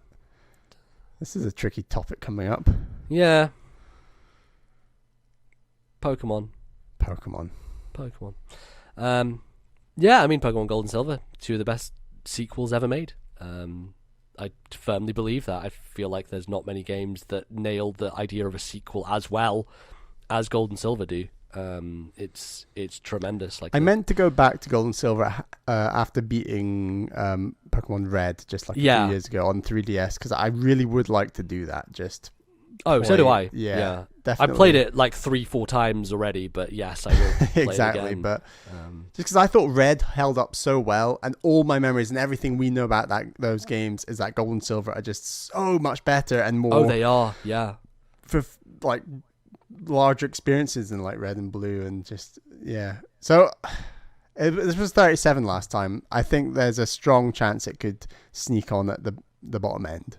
Let's put it into the bottom. And it's definitely the favorite, our favorite sort of the Pokemons. Yes. Great Wario Land, Shake It / Shake Dimension. A tremendous platformer, still really good. I love it a lot, and I was reminded when I was looking back through it again, the variety on play, just the visual splendor of that game. It's the best Wario Land game. It's remarkable. I love it. So this was number 25 last time. I can't see it getting into the top, which is what I would want to put it in the second half, just because I can't see it sticking that high up. But yes. Yeah. And there's a lot of very good 2D platformers on this list. Yeah, for sure. WarioWare, though, is an interesting one. How do we feel about WarioWare generally? Is there something it's so hard. It's so hard. Want to have on this list? I have a few theories about WarioWare. So okay. The one I've spent the most time with, I think you're the same, is Touched on DS. Yes, it was. Sure. I think it was a launch game. It was. We both picked up the DS. We played a ton of DS when it came out. We both really enjoyed that game, but I think years later I realized Touched is definitely not the best WarioWare. I think that my 2 favorite WarioWares are the GameCube version, which has a remake of the Game Boy Advance version with a ton of multiplayer functionality, which I had a blast with. Which is the best part of that game. Which is the best part of that game. Yeah. And then aside from that, Twisted is Smooth fantastic. Moves we played as well, but Smooth Moves is weird. It was like the City Folk or the Let's Go to the City version of WarioWare. Yes.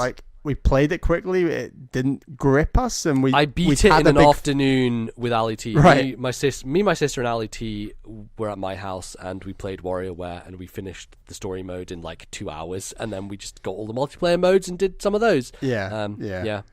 I mean, that's what WarioWare is. It's not supposed to be long. You blast through it. The fun in WarioWare is multiplayer and also replaying for high scores and stuff like that.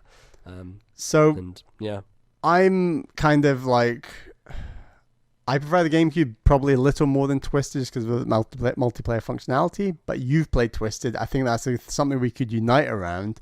We should say WarioWare didn't even make the list last time. Yeah, we've had Twisted on this list previously, like in the first iteration. I do love WarioWare, but I don't know I feel passionate about it in the same way. I love it. It's a great time. Yeah. I feel a lot of nostalgia for Touched. Yes. And then, but like critically, yeah, and that multiplayer experience is great, and that would make my personal list the GameCube game, but I don't think this is the right place for that to be high on the list. That's not a multiplayer we've experienced a ton together. No, like brief amounts. Yeah. It's I maybe more fondly thinking of it because I've watched Giant Bomb play it a bunch, and that right. Like, the Doctor one especially is hilarious because like one of the things I remember is like shout your favorite animal, and then Dan is just like dog, like really fucking loud, and it's amazing. I just again like similar to Mario Maker. Seriously, it is quality. Right, like there are video games that are enhanced by people on the internet who I like, basically. So yeah, I think we're coming to the view that this isn't quite making the list. Form of WarioWare. It's too difficult to unite around one, and then even then, it's just not quite there. Yeah, unfortunate. R.I.P. Pikmin 3. Yeah, Pikmin 3 is a very good game. It's good. I think it's bottom 25. Pikmin 3 was 24 last time. I think it's bottom as well. I think it's bottom. It's still real good. I like it a lot. It's really good. Where's Pikmin 4? Give me Pikmin 4. Yeah. Good. Right, let's go. Okay. We have Severed from Drinkbox Studios up next. It didn't make the list last time, but since last time, I think I've played it, Yes. I really like Severed. It doesn't make this list for me. No, I think it's similar to Inside, where like I love Severed, but you didn't resonate with it quite as much. Yeah. I love it. I don't think it would make my own personal top 100, but I think I'm at a point. It made mine, but I think that I'm at a point where I love games that are like in my outside my top 100. I've played so many at this stage. So, yeah. So I think we make it red. Goodbye, Severed. Yeah, unfortunate. It's a great game. Splatoon Play that 2. game. I don't think it's sold enough. So didn't sell enough. No. Yeah, Splatoon. I think we actually put Splatoon 2 on this list last time because it had just come out, and I think we agreed that it was Splatoon but better. It got right up to number 17. Hey man, Splatoon's fucking really good, and I always find myself going back to it. Like we played it recently, and it was great.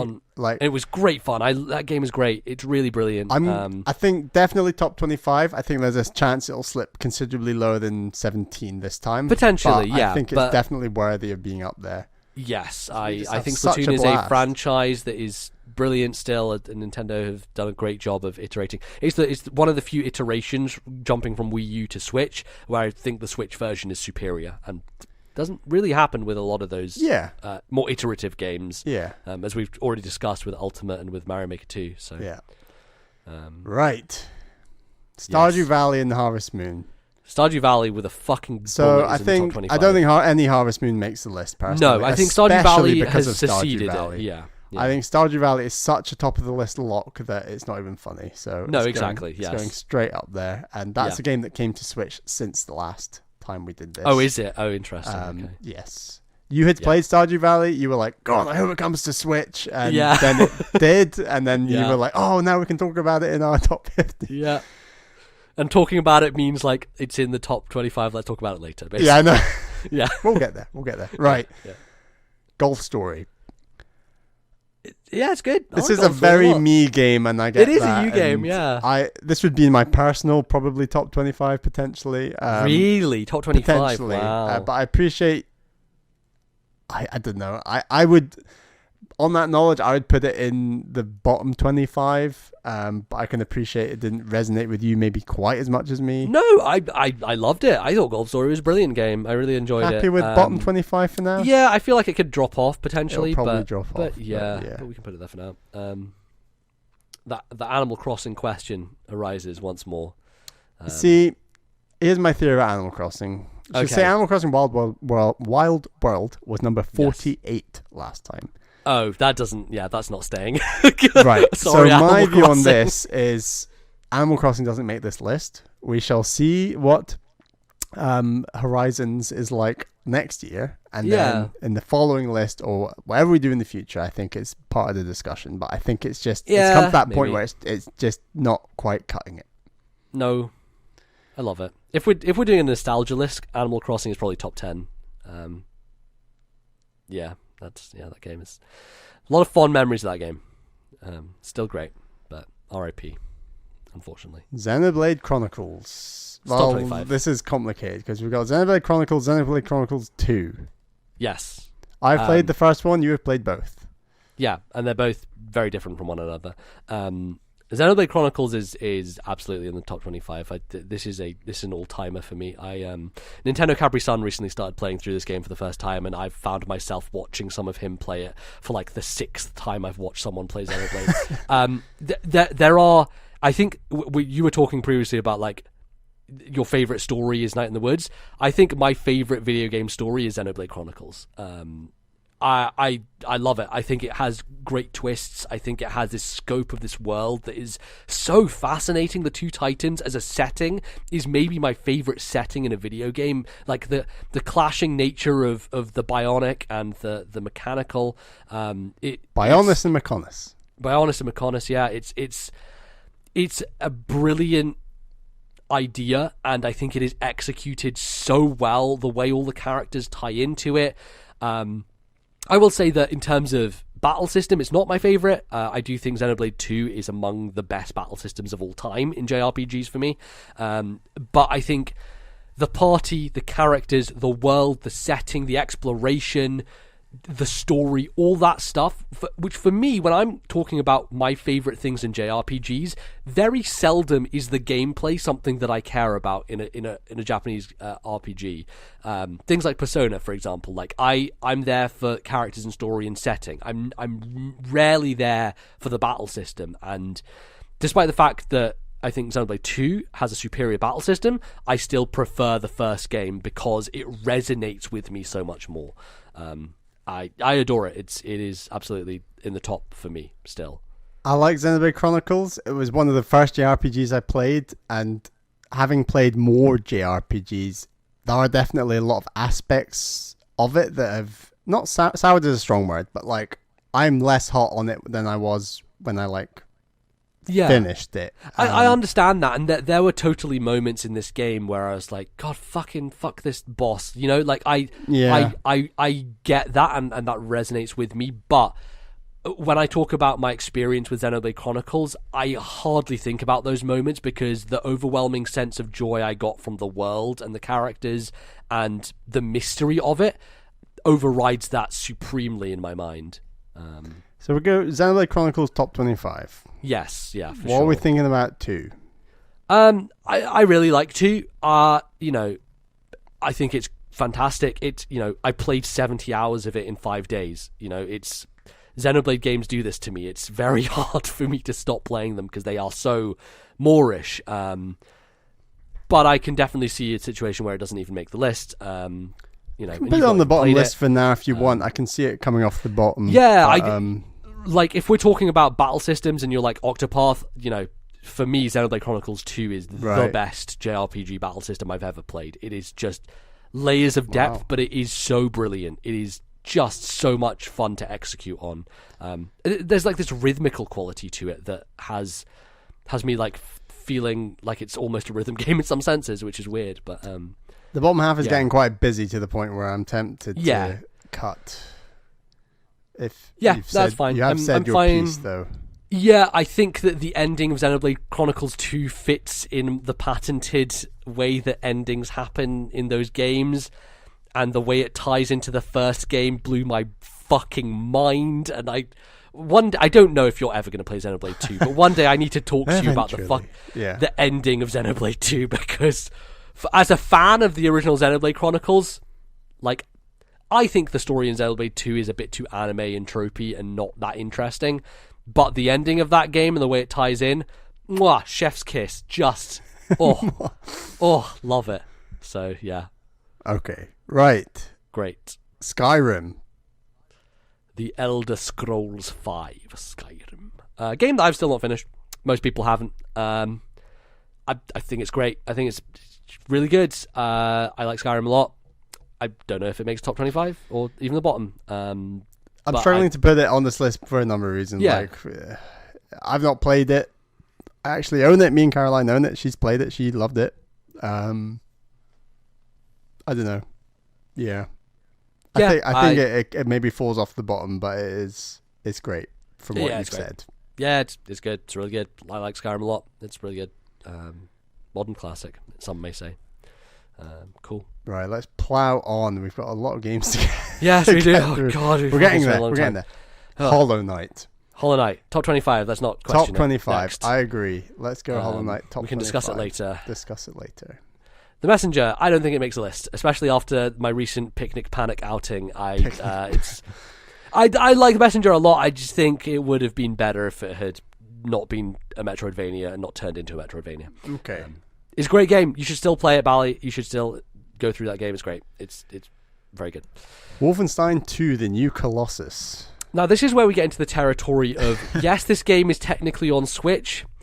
I don't know if it's in the spirit of the list to put it on here, but just because... It's in the rules. It's in the rules. It's in the rules, It's a tricky one as it is just because I've not played it, which... Like, here's my problem. The Witcher 3 is coming out on Switch. There is no fucking way in the world I'm going to recommend people play the Switch version of The Witcher 3, which is why I think it's going to be disingenuous that when we get to the point in time where we have to decide if The Witcher 3 is going to be on this list, because... I'm arguing for The Witcher 3 on PC. I'm not arguing for The Witcher 3 on a Nintendo system. Yes, technically you can play it on one, but it's just not going to be a good experience. Yeah, and I would say we are slightly hardware tilted in the sense that we put Mario Maker 1 above 2 as a large part due to the hardware. Right. So I think it would be...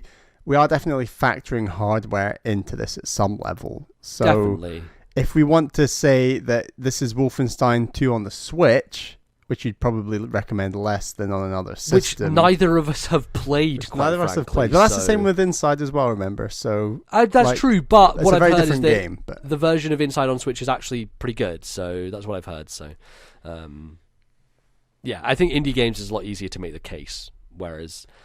For a big boy like Wolfenstein, like, don't get me wrong, Wolfenstein 2, if we're talking about fucking stories in video games, boy, if you want a ride, if you want a game that fucking straps you in and roller coasters you round, and yeah, Jesus. But yeah, I mean, you know, it's fun. You kill Nazis. It's fucking... The shooter part of that game is like, it's good, but it's, for me, it's like, get to the next cutscene. What the fuck is going to happen? So I can see it not making the list. You've not played it, you know. It's great. I think, there's going to be too much we're fighting over for this to get in there personally. Yeah, but play it though, man. I should play it. Probably on PS4, but yeah. Shovel Knight.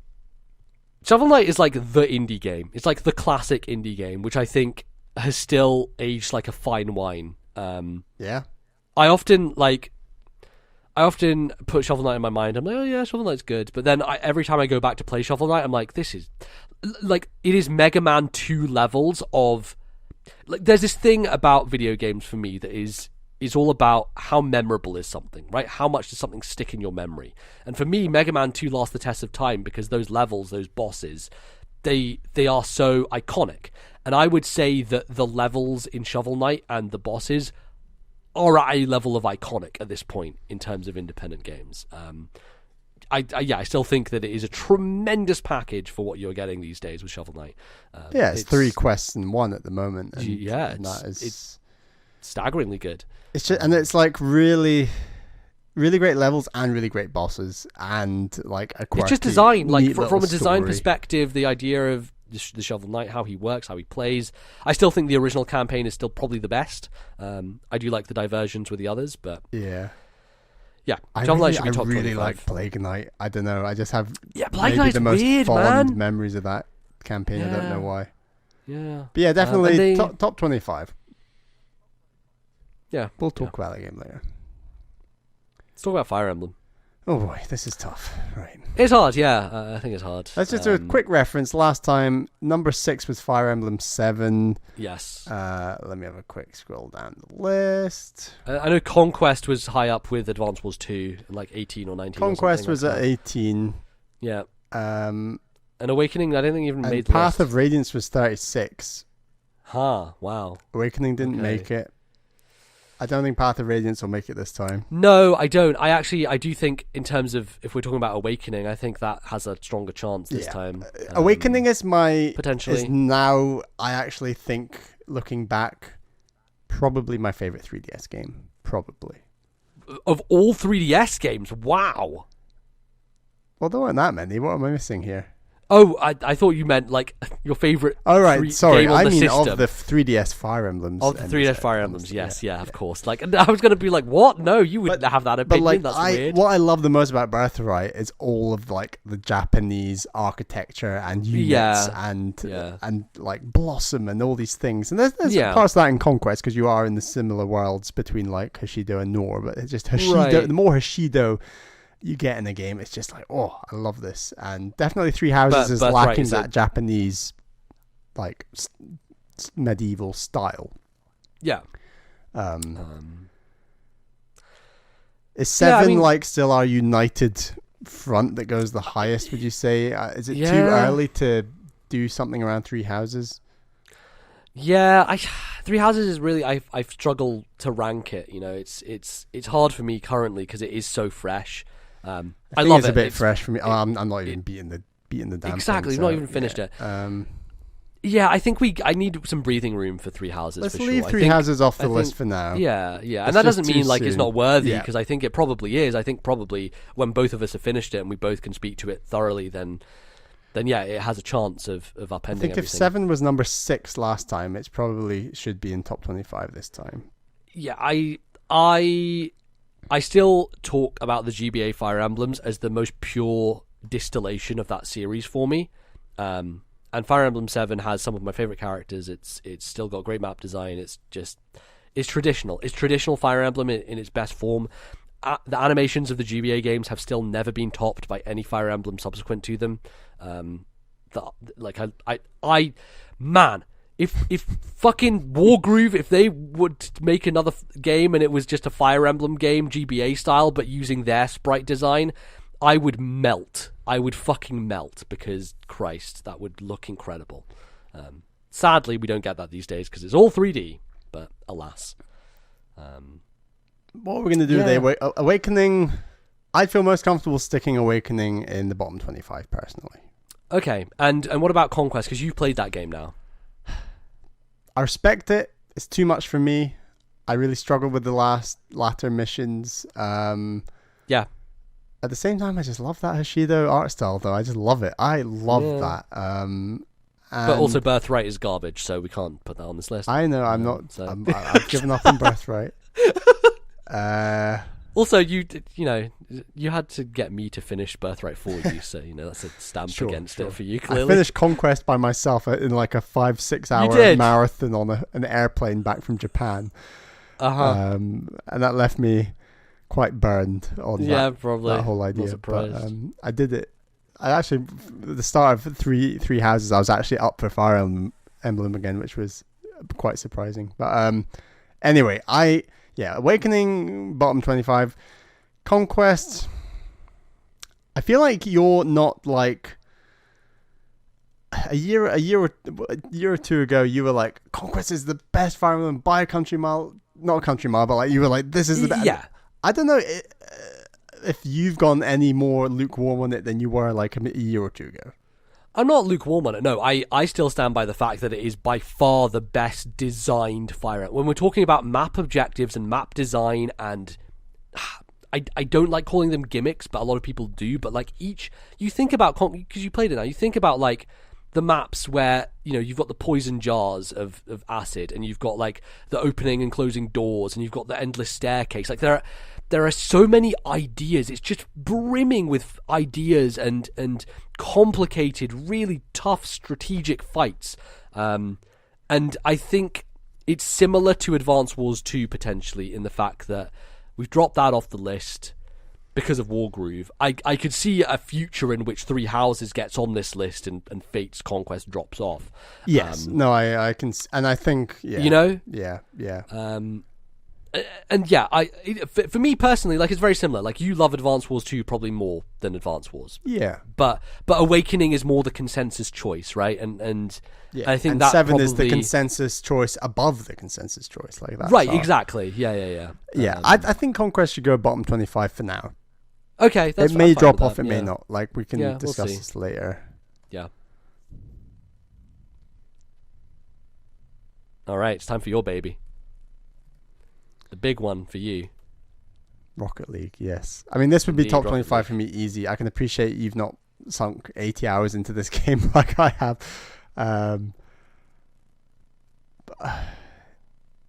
So yeah, I mean, this would maybe be like my personal top 15, maybe top. Wow! Maybe I thought top it might 10. Be higher. I don't know. I thought it'd like, be top 10. Yeah, for you. it's maybe love my. Rocket League. I mean, I've never actually sat down and done a top 10, as I know you have very recently, MBZ. Yes, so yeah. It's very, very high for me. I think it should. How do you feel about the Switch version of Rocket League? Because for me, like, it's a little rough resolution-wise and stuff like that. I've seen Rocket League. Yeah, played I mean, on PC and... I've not got your eye for these things, obviously. No, yeah, of course not. Very occasionally, it runs quite rough. Yeah, but I mean, I've not played it on PS4 that much, like, to compare it to, so it's not like it's not awful. Yeah. No, I get that. Shall we go? Can we get it in top 25? I mean, we'll put it there for now. I know how much you like Rocket League. Let's put it there for now. And I think it's great. I think it's really good. I'm not someone who's played it a bunch. Played it when it came out, enjoyed it a lot, but the few times we've played it together, it has been a lot of fun. Just we should play some more online. Definitely, I agree. Here's a big one that came out on Switch in the time. Yeah. Well, this game came out full stop since I think we recorded last, but that's Cuphead. Cuphead's top 25. That's not a question. Next. I agree. Glad we could just agree with that. Good. Overcooked 2. You're an Overcooked fan, Bally. You love Overcooked. I really think this should be top 25 as well, but I appreciate... Hey. What did you say? I don't know. I feel like one of those poor people who got shoved into Gordon Ramsay's kitchen and came out scarred, like... It's my overriding experience of Overcooked. It's like you and Caroline being like, "No, don't do that! Fucking go over there! What are you doing? Fucking, you idiot!" And I was like, "Oh, I'm sorry, I don't know. Help, please." Yeah, I know. I think Overcooked's a cool idea. I don't know if it's like top 25 video games. I think let's go bottom 25 for now. I can see it falling off. Yeah. How about that? Yeah. It's behind my personal list, but yeah. Okay. Not as high as Rocket League though. That is definitely higher for me. Yes. Yeah. I get that. Right. Contra 3: The Alien Wars. It's a good game. It's very good. I've got Contra 3 it. twice. We could roll this into a conversation with Blazing Chrome, maybe. Sure. Yeah. I think I personally prefer Contra 3 maybe. Just because it was kind of the first experience of doing one of those games.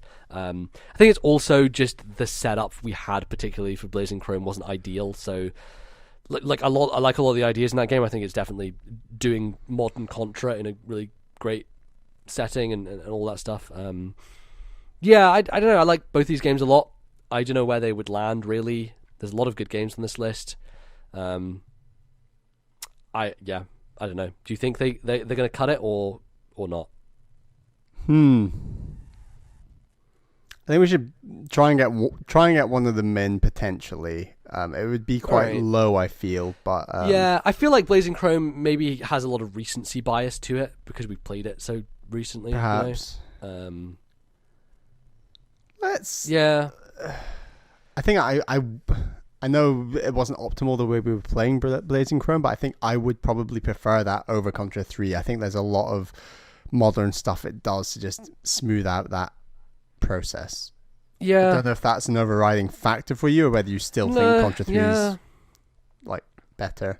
I really like Contra 3 a lot. It's really good. It was really good. It's really good. And even those fucking stupid top-down levels I grew to enjoy. Like, they were just fun in a silly way. Yeah. And, I think let's just stick Contra 3 in the bottom 25. Yeah, okay, for now. fine. And yeah, that works. we'll write off Blazing Chrome. Yeah, fair enough. Goodbye, Blazing Chrome. You're good. Solid. Very solid. It's a fairly tricky one coming up. Yeah, I guess. To some degree. Yeah, Guacamelee. Guacamelee, a classic.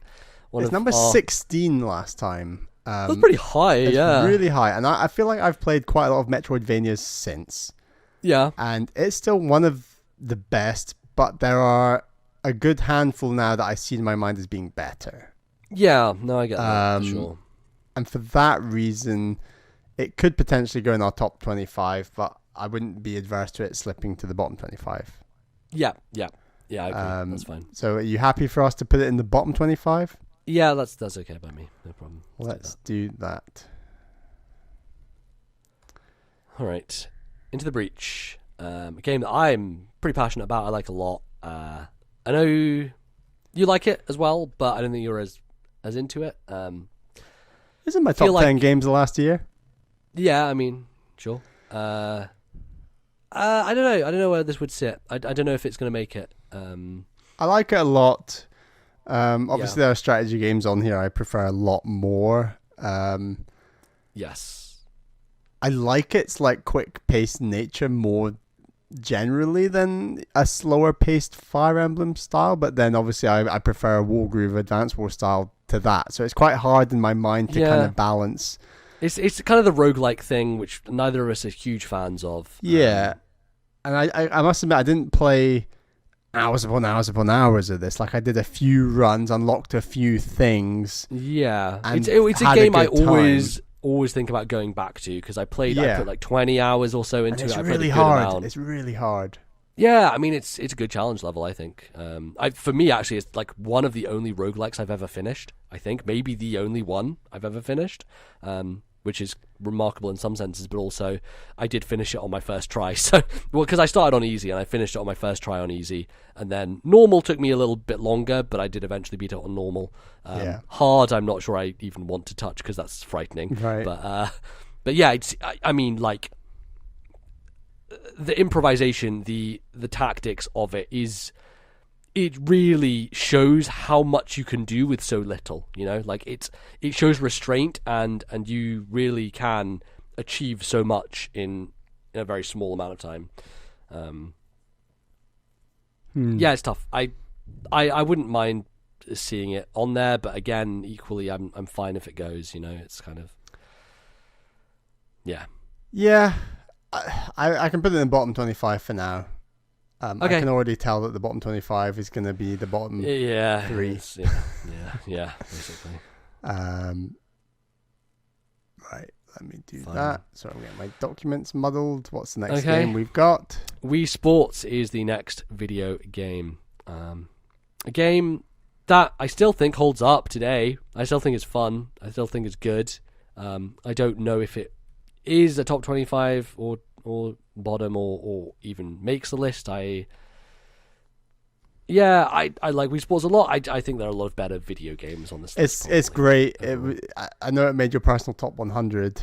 Yes. But it doesn't quite make this list. Getting in the top 50 is really hard, and we always feel this by the end of us getting games on the list. We realize, oh crap, there's a lot of really great games that aren't getting on this list. It's impossible. It's impossible. Right, Super Meat Boy.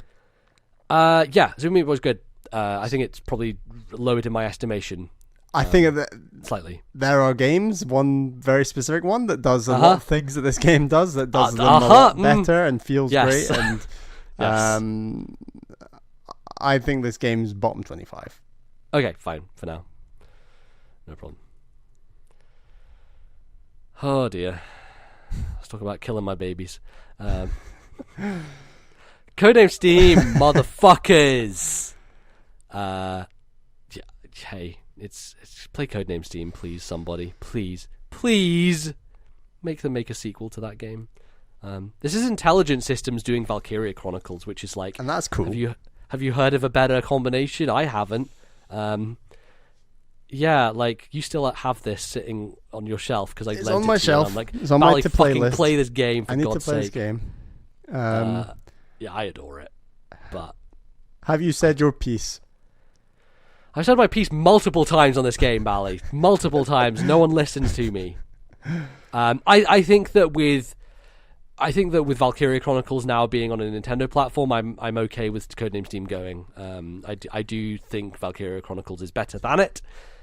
Despite that fact, Codenames Steam is unique in its own way, and I think it has its own. Yeah, its I didn't own really know your weirdness. view on them in comparison. Actually, I thought they were quite tight in your mind. I do think Valkyria Chronicles is the better game, but Codenames Steam I still love and adore a lot. Yeah, but. it was number 42 last time, so well, R.I.P. then. Fuck's It's sake. R.I.P.ing.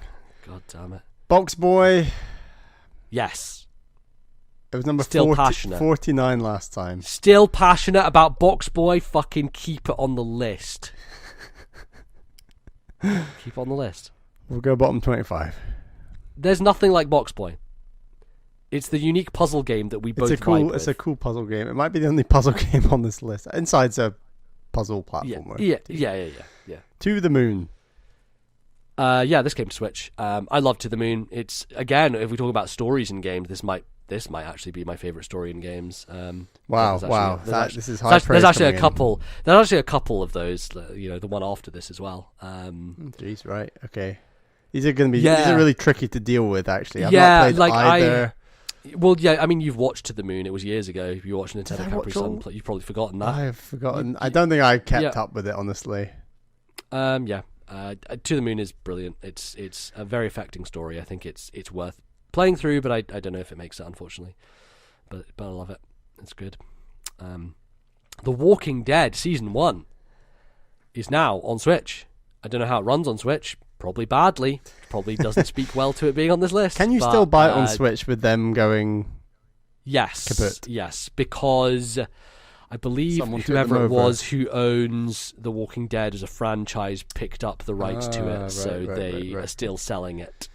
I believe is the case currently. I mean, play this game at some point, Bally. Play it. You should play a Telltale game. I feel like To the Moon and The Walking Dead are both games I need to play, and then we can have a discussion whether they're on the list. Yeah. Fair enough. I think that's fair. That's fair. Soul Calibur 2. Soul Calibur. I've been playing a lot of Soul Calibur recently because 6 went on sale on Steam. I put 20 hours into that thing. Soul Calibur's still great. I really like it a lot. And 2 is still, in my mind, the best in the series, and I still love it. It didn't make the list last time. No, it didn't. It did not.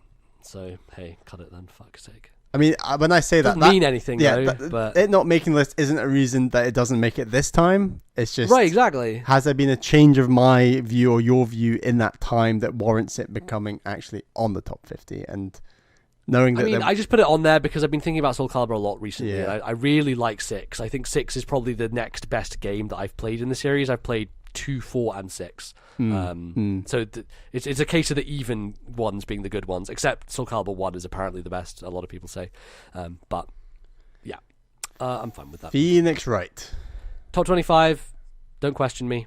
This is another don't question me game. Just don't do it. I just want to check where it was last time. We're talking... It was number 28 last time. Well, you know what? Fuck you. I'm not saying it shouldn't be top 25. I'm just saying... yeah, like... I think it's harder to get it in that top 25 bracket. Yeah, let me tell you this. If they release Danganronpa on Switch, I'll renege on Phoenix Wright and let it go lower. Until that happens, Phoenix Wright, I think, still needs to be pretty high, because it represents a genre of game for me that I think... you haven't really delved into, but I think is one of my favorites. So okay, I do need to play it, absolutely. We're going Trilogy's on Switch, man. We're going bottom 25 for now, but we've still not done the cut yet, so it's all to play for. Yes. Right. Brothers. Biggie. Yeah. A Tale of Two Sons. I think for both of us, one of our favorite games. Yeah.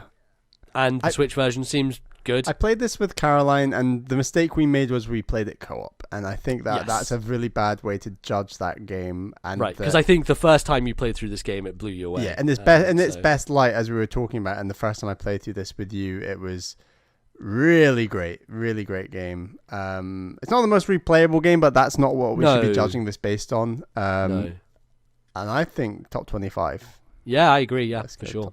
I love Brothers. It's amazing. didn't make waves when it came out on Switch, which was a bit no, of a but like shame. that's every game on Switch. You know, Yeah, there's too many fair enough. indies coming out that it's hard to stand out.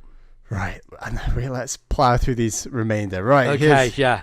I threw in Green Day Rock Band here along with Guitar Hero 3. Well, yeah, no, Green Day Rock Band is not going to make it. Fair enough. Guitar Hero 3 is my white whale. I'll still argue for it to my very deathbed. It was number 20 last time. Yeah, I think it deserves to stay there. So, Let's stick at top 25. We can discuss this later. Yep. Super Monkey Ball 2. I just put it on here just to say, fucking Sega remake Monkey Ball, you cowards. Don't make Banana Monkey Ball Blitz 2 again. is a fantastic game. So good. Banana Blitz is not We fantastic. did not put Super Monkey Ball on at all last time. Well, no. I don't. Well, that's the thing. I don't think it makes it because it's probably not even in my top 50 personally, but yeah, it it's needs good. a remake. It needs a rejuvenation. Yeah. But for now, not on the list. Gorogoa. I love this game. It's perfect. Yeah. This is another instance of you not vibing with a game. Yeah. I'll settle on bottom 25. I just cannot get back this into the top 25. It is literally the most perfect puzzle game I've ever played.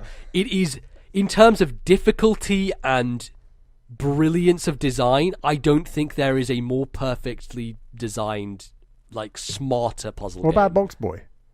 It's a different type of thing. It is. I'm just talking Gorogoa in is terms of like a 2-hour distilled journey through something I've never seen before. Like the way that game works, the way that it utilizes space and like zooming in and out of object, like it's unlike anything I've ever played before, and it's still just brilliant.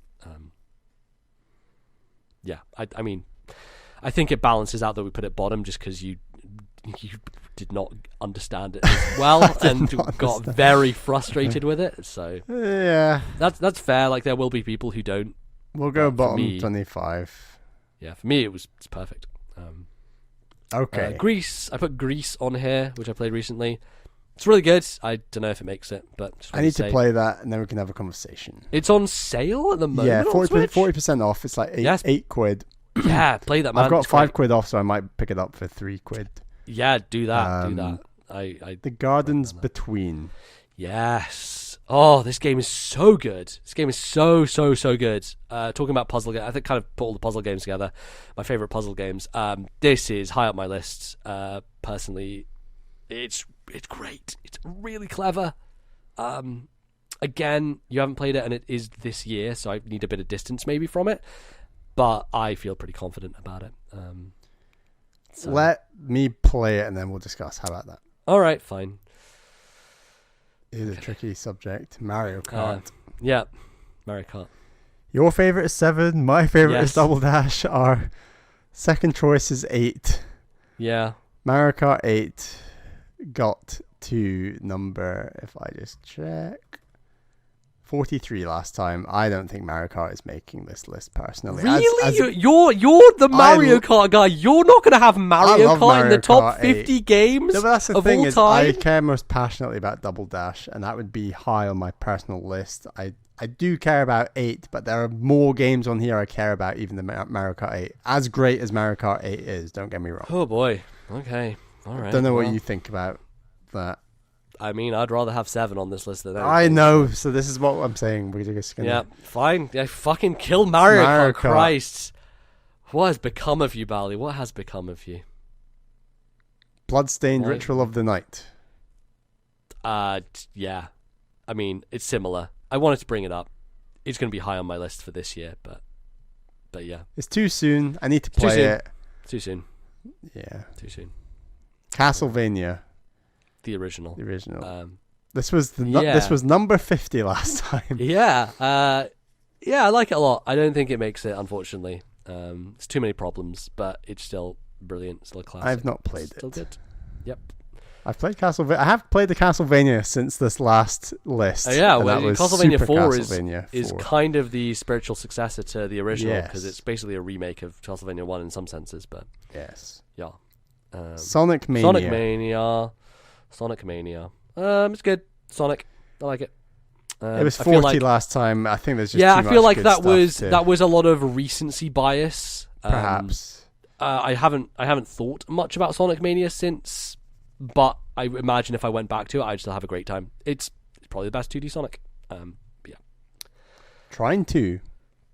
When is Trine 4 out? Very soon, isn't it? It's October, I think. October? Yeah, I swear you can already buy it on the Switch eShop when I looked last night. Yeah, like pre-order it probably. Pre-order, I imagine, right. I love Trine 2. It's great. Still love it. It was number 32 last time. Yeah. I think we can stick it in the bottom half, and if it's part of a discussion. I think we're going to have a tricky discussion as to what falls off, but we'll get there. Okay, fine. We will get there. And then we've got a few that have come out recently. I'm going to just mention Katana Zero and SteamWorld Quest. I think they're both great. They're both good games for this year, but yeah, not going to put them on this list. I think Axiom Verge. How do you feel about Axiom Verge? I really like Axiom Verge. In terms of like indie Metroidvanias, I probably put it like kind of lowest on the list for myself personally. I put it under Ori and Hollow Knight and Guacamelee, etc. I think I would too. Not that I've played Ori, but no. Yeah. Like it's still really good. It can. It just. Yeah, I think. Yeah, it's not. It's not there. It's great, but it's not. I blame the grappling hook. I blame the fucking garbage grappling hook. Really. One game I've not put on here is Ape Out. That's this year as well. It's this year. I've only played it. I think you need to play it. We need some time, and it's in the same area. Sure. Street Pass. I put this on as kind of a joke, but actually not really. It's not a game. It's a way of life. It is a way of life. So in many ways, Street Pass is number one on this list because it is a way of life. But alas, no. VVV, a game which, when I think about it, I probably actually like more than Super Meat Boy. So I have played this since we last did this list. Yeah. Also, this soundtrack fucking It's kicks. a killer soundtrack. Killer. Oh, it's good. The Metroidvania aspect of it is a bit weird. I think I might have... Yeah, it's not really... It's not really Metroidvania. It's kind of just totally like open is. world. It's open world. It's not. I wouldn't call it Metroidvania because you don't need to power ups to unlock places. It's more just open world. It's either an open world or it's a Metroidvania with no power ups to unlock places. No, it's not. You can't call it the whole idea of a Metroidvania is that you get power ups to unlock areas. I thought it was that combined with a two-dimensional map that you explore. No, but like you wouldn't call Breath of the Wild a Metroidvania. Breath of the Wild's an open world game because you have all the tools available to do with to unlocking the next level, right? Yes, exactly. Breath of the Wild, you can go anywhere from the beginning. VVV, you can go anywhere from the beginning. Its open worldness was weird. I think I didn't expect to compare VVV to Breath of the Wild in this discussion, but that's where we are apparently. That's where this podcast has got to. I might have just preferred this if it was some really tough levels back to back personally, but I still really loved it. I thought it was cool. I think I played Super Meat Boy very soon after and preferred that game substantially. Partly for that reason, I think. But the soundtrack is killer. I think Vini Vini Vici was great fun, and I think Caroline was worried for my health when I played that level. I could see this in the bottom half of this list potentially, you know? Yeah, I actually have it a bit lower on my personal, but I think that together, our powers combined, let's put it there, man. Our powers combined. And I do think it is one of those things where, like, I listen to the soundtrack of that game and I'm like, oh, it's fucking, love this. I frequently go back to Family Jules's metal rendition of that soundtrack. Yeah, I remember showing that to you before you played the game and you were like, this is fine. And then, like, you went back to it after you played the game and you're like, yo, this is awesome. Yeah. It's great. Ink, I-N-K. Yeah, I don't know why I put this on here. I've not played it. It's on Switch. I should really play it. You like it. It's like £2. It's like it's like Splatoon meets Meat Boy. Yeah. It's great. Here's a game that I think should be on the list. Okay. Has not been able to get there yet because it hasn't been on the Nintendo platform. Rogue Legacy. Rogue Legacy is a brilliant roguelike. It's one of the only roguelikes that I think is worthy of your time. And it is more of a roguelite in the sense that you do keep money and gold and you use it to invest in a castle and build things up and get better power-ups and things like that. I think it's really unique, and it also feels so good to play. Like, it has a classic kind of Castlevania feel to it. And yeah, there's a lot of progression to it. So I think for me it stands out. And I remember listening to Jeff Canada talk about it, I think on Weekend Confirmed back in the day, and him just praising it to high hell, and me being like, yeah, I'll pick it up, I guess. And it was on a Steam sale, so I got it, and like, I put 17 hours into that game in like a couple of weeks. I went down a deep hole with Rogue Legacy. I remember just playing it non-stop, and I would recommend you get it on Switch at some point. I need to play this game. Really and you good. Really like this game. I think it's a good candidate for bottom 25 at this stage. Yeah, definitely. I agree. Right. We're almost there. Yeah, I know, Jesus. Fucking 2 hours and we're not even we're at the almost point there. of sorting Kirby these Canvas games out. Curse. We love it. You love it. It was low last time, 41. As much as I love it, I just can't see it getting on this list. I don't think there's a makes lot sense. of quality that has come out in the last 2 years on Nintendo platforms, and yes, there are some games that will have the cost of the quality that's come out. Yeah, you know what I mean, agree. Right? Yeah, I agree. Okay, so now we're going to work out how many games are on our list. So this is the fun part. Yeah. So the number says 65, but we've got like 10 spots blank. So what I'm going to do is get rid of the 10 spots bar 1 so that there's still a gap. Okay, cool. I'm going to work out. Good to me. Okay, wow. We are actually only 7 games over, which... Oh, that's not bad. That's fine. Chuffed about. I think... No, actually, we might be... I can't do maths. So if we've left one gap, we need one more game. So I think we're only 6 games over. Okay.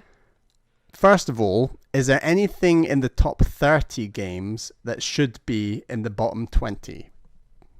Okay. So those Octopath Traveler is the first right. on my This hit conversation is over. Let's.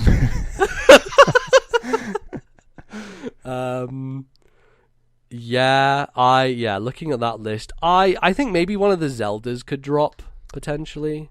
But now we're gonna get back into but I think like Link Between Worlds can maybe drop, because I'm not as I really like Link Between Worlds, but I'm not well, okay, let's lay it down, right? You're deadly passionate about Wind Waker. I'm deadly passionate about Skyward Sword. We're both deadly passionate about Breath of the Wild. I feel like Link Between Worlds if we're talking about this list, I will, and like chips, credits that we spend on passion in games to get them higher up this list. At this moment in time, I have more passion and credits I would want to spend on a game like Okami above Wind Waker. Okay, well that's fine. Okami can stay. I mean, are you suggesting Wind Waker should drop? No, I'm just saying that's my mindset. I would obviously think Skyward Sword should drop. I do. Also, should we take a break? Let's take a break. Great discussion. Great discussion. Okay, good. Great call. Let's take a break. So let's take a break. We'll be back after some of this. I'll probably put some Xenoblade music in because I'm biased. We'll be back after this. That'll change people's minds mid. It will. Mid-show. It will. All right. Well, let's sort this shit out. Be back in a sec.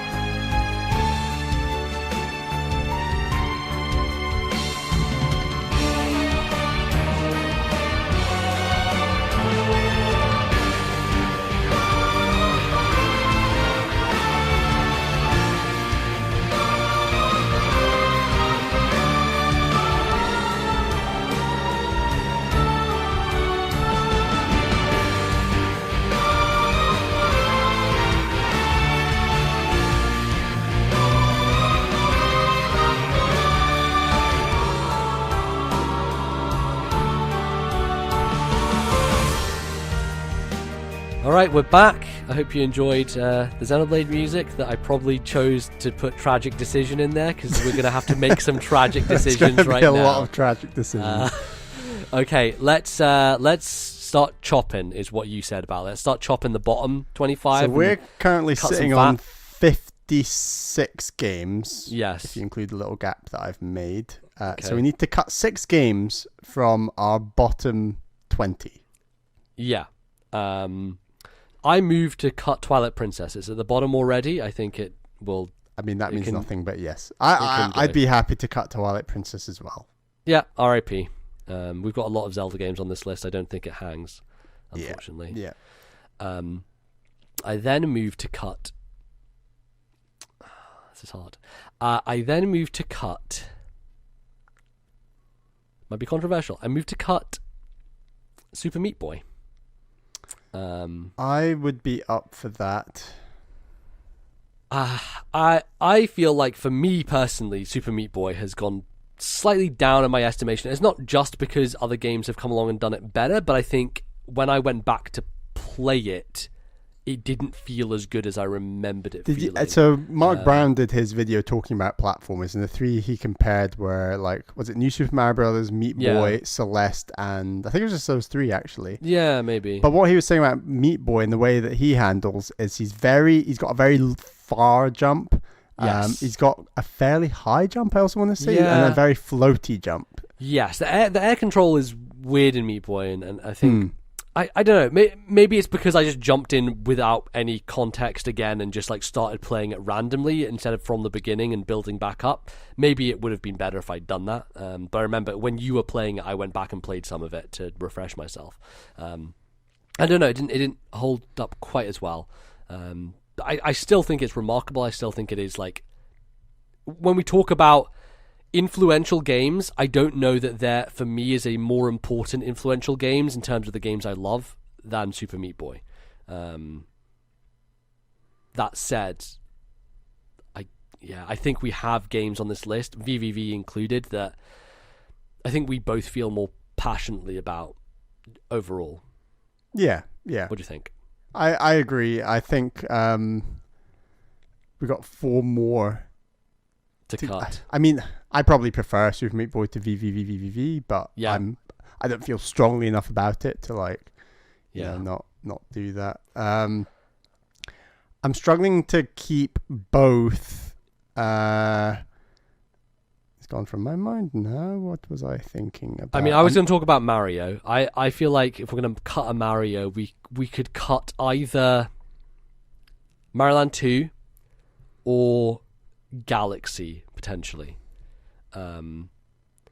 I know cutting Super Mario Galaxy may be sacrilege, but we have Is Galaxy 2. Is it healthier for the list to cut Mario Galaxy 1? We have Odyssey. I think that with Odyssey and Galaxy 2 on the list, we're in a situation where we can let Galaxy go, potentially. Yeah. Yeah, you agree? I think I agree. Let's cut Galaxy 1. RIP. It's still, I think similar to Super Meat Boy, it's I think these are games where we're talking about they were great and they made a mark and they influenced a lot of other games. But those other games went on to be better. So that's why I would say that. I think one should go out of Rogue Legacy and Mark of the Ninja. No. No.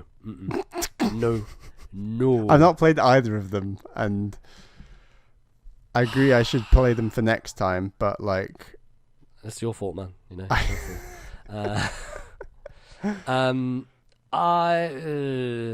I was going to cut one, it would be Rogue Legacy from those 2.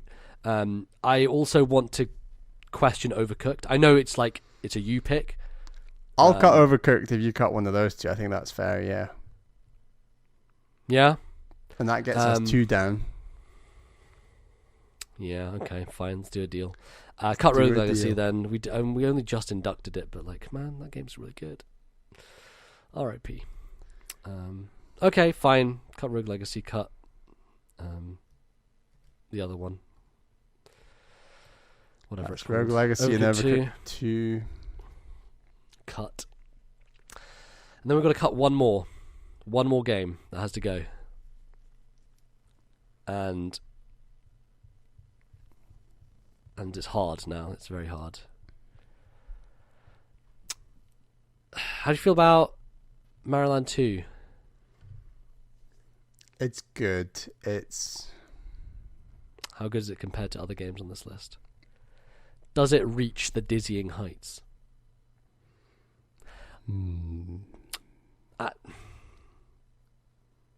Guacamelee? I don't know. Whoa. I'd keep Guacamelee. Okay. I was testing the waters there to see what you felt about it, but yeah. I think it's a lot lower in my estimations than last time. Like sure, we've already yes. agreed, but like, see, like I could be mean and say Golf Story, but I don't want to be mean. You know, don't be mean. Don't be mean. I could back up getting rid of Mario Land 2. Yeah, like I think it's had its time in the sun. We love it. It has. Of course, you know, we've backed it a lot. I think that it deserves its spot. I think Awakening and Conquest both warrant being on here. Yeah, I still feel passionately about Conquest, and I think Awakening is a consensus. I mean, I would go to Goa, but I know you really like that one. I think You're we're in getting rid agreement the most on a game like Mario Land 2. Yeah, I think we can both kind of, you know, go with that. Go with the flow. That's fine. Cool. So we now have 50 video games. Do you want to read them out, or shall we just get shuffling? let's not. Let's just not waste time. Let's not waste time. They'll all be discussed in the course of doing this, so we're gonna have to figure it out. I've still got a gap between the top 20 and the top 30. They can still 20, you mean, merge, but why don't we try and work out? And this is the really negative crap to do, but like the bottom 10. Okay, fine. I think the bottom 10 we have Golf Story. We have Contra 3. We probably have Gorogoa because you're angry about it. We probably have Into the Breach, maybe. Shall we put Into the Breach at 50? Is there another game that is better at 50? Mark of the Ninja, because I've not played it. No, that's at the top of this list. Yeah, let's put Into the Breach at 50. Sure, that sounds okay to me. Yeah.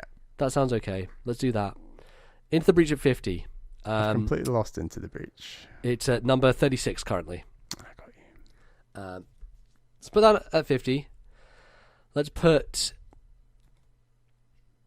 I feel like we should put Contra near 3? it. Contra 3 is 49. That feels like a good 49 to me. Yeah.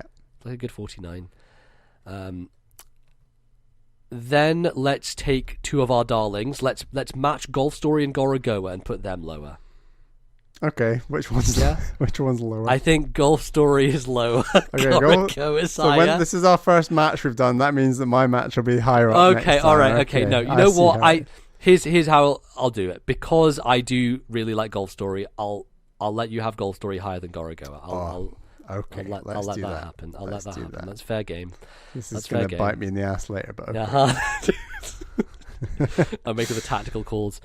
So now we've got to choose number 46 from these. Ah, man. Guacamelee? What do you think? Oh, God, Guacamelee is sunk. Yeah, I know. We don't even discuss Guacamelee 2, but you've not played it. I think Guacamelee 2 is a disappointment. One was more impactful. Yeah, like Guacamelee 2 is more of the same, but like there wasn't enough different about it that made it stand out to me. What about Pokemon? You think Pokemon's bottom 10? Or do you think that's 40 It could upwards? be. I mean, in all honesty, I don't feel overly strongly about the 30s versus the 40s. So, like, in the grand scheme of things, this isn't a huge deal. Should we bring Guacamelee down then? What do you think? I think we can. Yeah.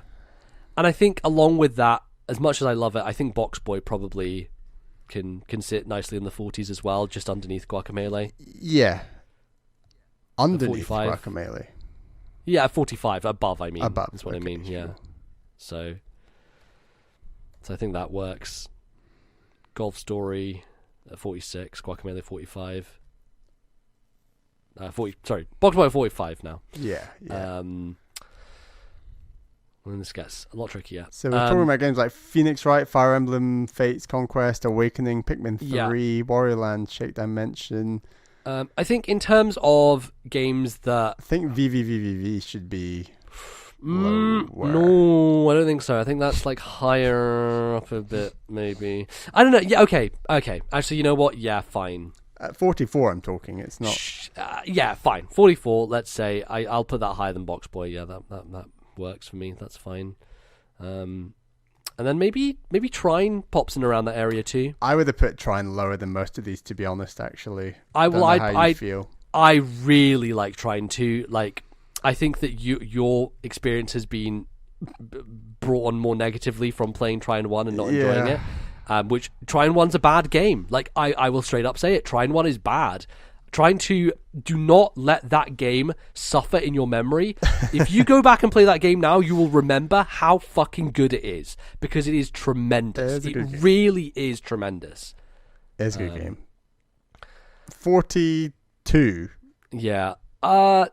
Here's where I think we do a bit of a deal with the devil. Pokemon? How about we do a bit of Fate's Conquest and Advance Wars? Okay. Yeah? I think we should maybe do Pokemon before that.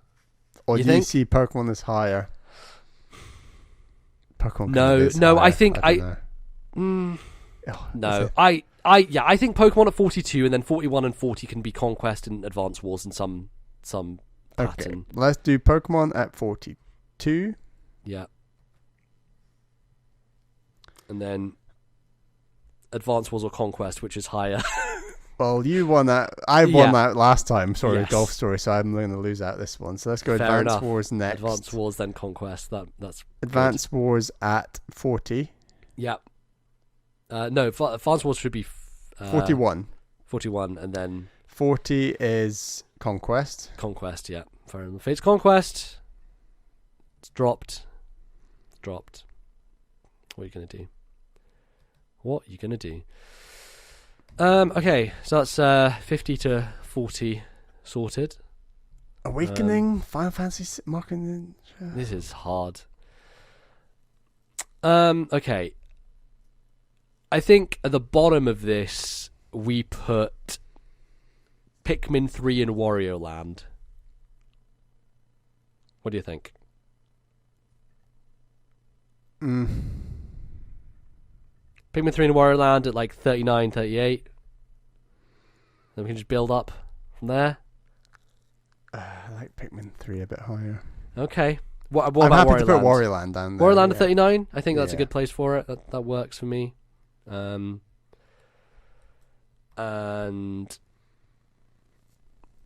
they kind of might be falling into place. Final Fantasy 6. Where should that go? I think that can be a bit higher up, actually. I think maybe middle of the pack at 35. What's top of this mini list? Let's talk about it in those terms now. We've done the bottom. I think top of this list is, we're talking Zero Mission, we're talking Awakening. I don't think top should be Final Fantasy 6. Yeah, I would personally read Pikmin 3, but I think top here we're talking Final Fantasy 6, Awakening, Zero Mission is what I'm thinking. You happy for me to put Final Fantasy 6 top? At 31? At 31, yeah. Yeah, I am. Okay. Yeah, I am. I'm okay with that. Okay.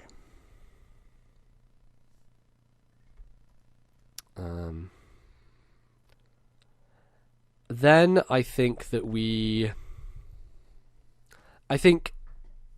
as much as I love 3D Land, you're not as big a fan of it. I like it. I think it should go in at 38 probably. Okay, yeah, that's fine. Let's do that. 38 for 3D Land. And then, I mean, this comes down to real semantics. I know, it's really... I don't know. I would say put Zero Mission and Awakening high up there. Then I would probably put Phoenix Wright and Pikmin together. And then I'd have like Mega Man and Mark and the Ninja kind of together. You want Mega Man 2 and Mark and the Ninja at 32 and 33? No. I mean, like, they should be... Probably, let's say Mark and the Ninja 37, Mega Man 2 at 36. Okay, yeah. And let's put Pikmin after that. And then I would say Ace Attorney above Pikmin. Then I would say Zero Mission above Awakening. Probably. How do you feel about Zero Mission versus Awakening? Which do you prefer? They're much of a muchness for me. I like both of them Pretty equally. Fairly equally, yeah. I like Pikmin 3 a lot more than both of them, but obviously... Yeah, I think I would actually put Awakening higher than Zero Mission, thinking about it. I think I would put it higher. So I would say put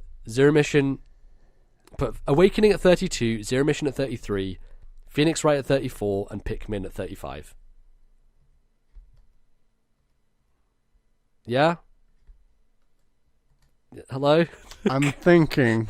I'm shuffling. You just put Phoenix Wright below Pikmin 3. Hello?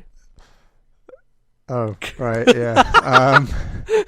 We need to work out where Pikmin 3 is going. I think it goes below Phoenix Wright. I think it sits nicely at 35. Above Zero Mission. That's a good place for it. No, Zero Mission should go at 33. I think Pikmin's at 35. I think Pikmin's at 35. I think Zero Mission's at 33. I think Ace Attorney's at 34. Oh, we just swapped these two around. Yeah, basically. Okay. Yeah? Comprende? Yeah, you've done pretty well there. How do you feel? Hey, look, I could well have pushed Mark of the Ninja to be top of the 30s. I didn't. Same with Mega Man 2. And Golf Story is in there, which is awesome. It is. Okay, should we go through the bottom 20 here? Sure, bottom 20 are number 50, Into the Breach, number 49, Contra 3, number 48, Goro Goa, number 47, Golf Story, number 46, that's a lot of G's here. Yeah, I know, all the G's. Guacamelee, number 45, Box Boy, number 44, VVVVVV, that was one V too many, 43 is Trine 2, 42 is Pokemon Gold and Silver, 41 is Advance Wars, 40 is Fire Emblem Fates Conquest, 39 is Wario Land Shake Dimension, 38 is Mario 3D Land, 37 is Mark of the Ninja, 36 is Mega Man 2, 35 is Pikmin 3, 34 is Phoenix Wright Ace Attorney, 33 is Metroid Zero Mission, 32 is Fire Emblem Awakening, 31 is Final Fantasy 6. I always like the way you say attorney. Like attorney. Attorney. It's a very Scottish way of saying it. Attorney. Thank you. You always like to attorney. Attorney. Just find it funny. We're into the top 30. Are we happy? Yes. That's more or less a lock for the bottom 20. I think so. More or less. Yeah. I think so. I mean, would I like Mark of the Ninja to be higher? Yes. Can I get it? It's already damn high, I'll say. Look, motherfucker, play that game, then come back to me. I agree, but we're making this list in the knowledge I haven't played this game yet. So. Yep, fair enough. Right. I think top 30 is fine as it is. Guitar Hero 3 number 1. Great, let's walk away. Let's move that right the hell down. Shall we pump a few things up to potential top 10s? I mean, Breath of the Wild, let's put it up there. Breath of the Wild's way too low at 30. That goes right up into the top 10. Celeste. I think Celeste is a top 10. I agree. I would put... what are the other consensus ones between us? I think Stardew is a lock for top 10. Yeah. I mean, there's probably ones before that we can talk about. But Smash Brothers, I think, is a lock. Obviously, always Smash all the time. Sorry, where is Stardew? There is it. Stardew and Smash, I think, probably. Let's put those in. Yeah, let's get Smash up there. And I don't know what other consensus ones there are really here. But we can start whittling away a little bit. That's fine for now, I think. Okay. Right. Let's look at bottom of this at bottom number 30. 10. I think number 30 should be one of the many Zelda games we have.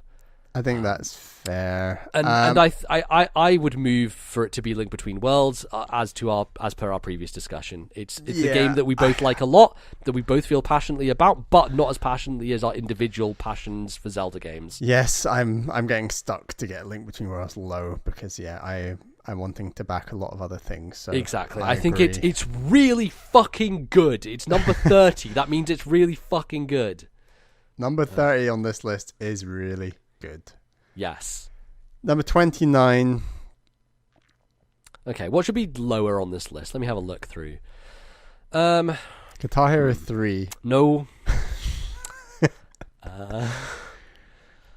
Every time we just keep slowly falling down the list, breaking my heart. Guitar Hero 3 has to be between 20 and 30. Yeah, I know it does. So can we at least move it in that range for now? Okay, here's the thing. I refuse for Guitar Hero 3 to be fucking lower than Octopath Traveler. That disgusts my very soul. Do you want to put Guitar Hero 3 at 20 and Octopath at 21 as a lock? Sure. For now, well, not lock. Sure. I thought you were going to say put it at 29. But I'm not going to get higher than like 21-ish with Octopath. Octopath should be 29. That's my opinion. No way. That is my honest. Looking at all the games on this list, Bally, let's look at all these fucking games. The one that I think is the worst on this list, by far, this doesn't touch my top 200 games, Octopath Traveler. Yeah, right. Let alone my top 100. Octopath Traveler is 29. It absolutely is. It is. Looking at all these games, there are not many games on this list that I think have severe problems. It is the one game on this list that I think has severe problems and is not worthy at all of even being close to this top 30, but I'm giving it the time of day. That is my case on Octopath Traveler. Okay. Metroid Prime. 29, Metroid Prime is the other one where I'm like, fuck this game, but I have no Jesus. choice with Metroid Prime. So, Metroid Prime is Metroid Prime. I can't touch it, can I? So, what are you gonna do? I don't even try to touch Metroid Prime. Like I can try, but what's the point? You know? What's the fucking right, 29. Point? Please. Valkyria. No fucking way. Not a chance in hell. This is really hard. 29 could be Rocket League. You think? It's a game I love, but I'm backing other horses above I'm Rocket League. I'm fine with Rocket League being down there. It's real cool. It's a good game. I thought you'd want it higher. You know, I was fine Ideally, with Rocket League I would, being but in the there's teens. too much I'm gonna have to fight over. So. You played like 8 hours of Rocket League. I have, but you like Rocket League a lot. Sacrifices. Okay, fine. Well, I think Inside should be on the lower end. Oh man, that pains me. It pains you, but the top needs to be united. Yes. If you know what I mean. I know. Inside should be number 28. I need Inside to be higher than Octopath Traveler. I can't do that. I can't. I simply can't do that. I can't have a list where Inside is lower than Octopath Traveler. I can't do it. I also want to revisit this list in 5 more years, and you're like, yeah, Octopath Traveler's not that good when I remember it. I mean, if a JRPG comes along and usurps that spot of like my favorite JRPG, then absolutely, and that's a lot of that has happened with Wind Waker, for example, which used to be like a lock in at top 5. It already took me fucking 6 years to knock. Well, in 6 GX years off we'll have a debate list. about Octopath, and we'll get there. Oh my god, Octopath Traveler cannot be higher than Inside. I think Octopath, before our next podcast, will have a sequel that is infinitely better, and this conversation will be null. Honestly, it's not hard. Ouch. God damn it! Oh, Inside is so fucking good. Fuck. Look, I put a game that I liked low with Rocket League and Link Between Worlds. Yes, but you were willing to do that. I was not willing. Yeah, sure, but you're willing to put Inside there, of course, right? Okay. Then. How do you feel about Wargroove? Because it's I know that you really love it above Advance Wars. I've not played that much of it. Is it a teens game? Is it in the teens, or is it a 20s game for you? It's a teens. I would ideally like it top 10 game. Yeah. Ooh, wow. It's not going to be top 10, but probably not. And I will throw Advance Wars under a bus to get Wargroove higher because it's just okay. I just love it. It's just so great. Okay.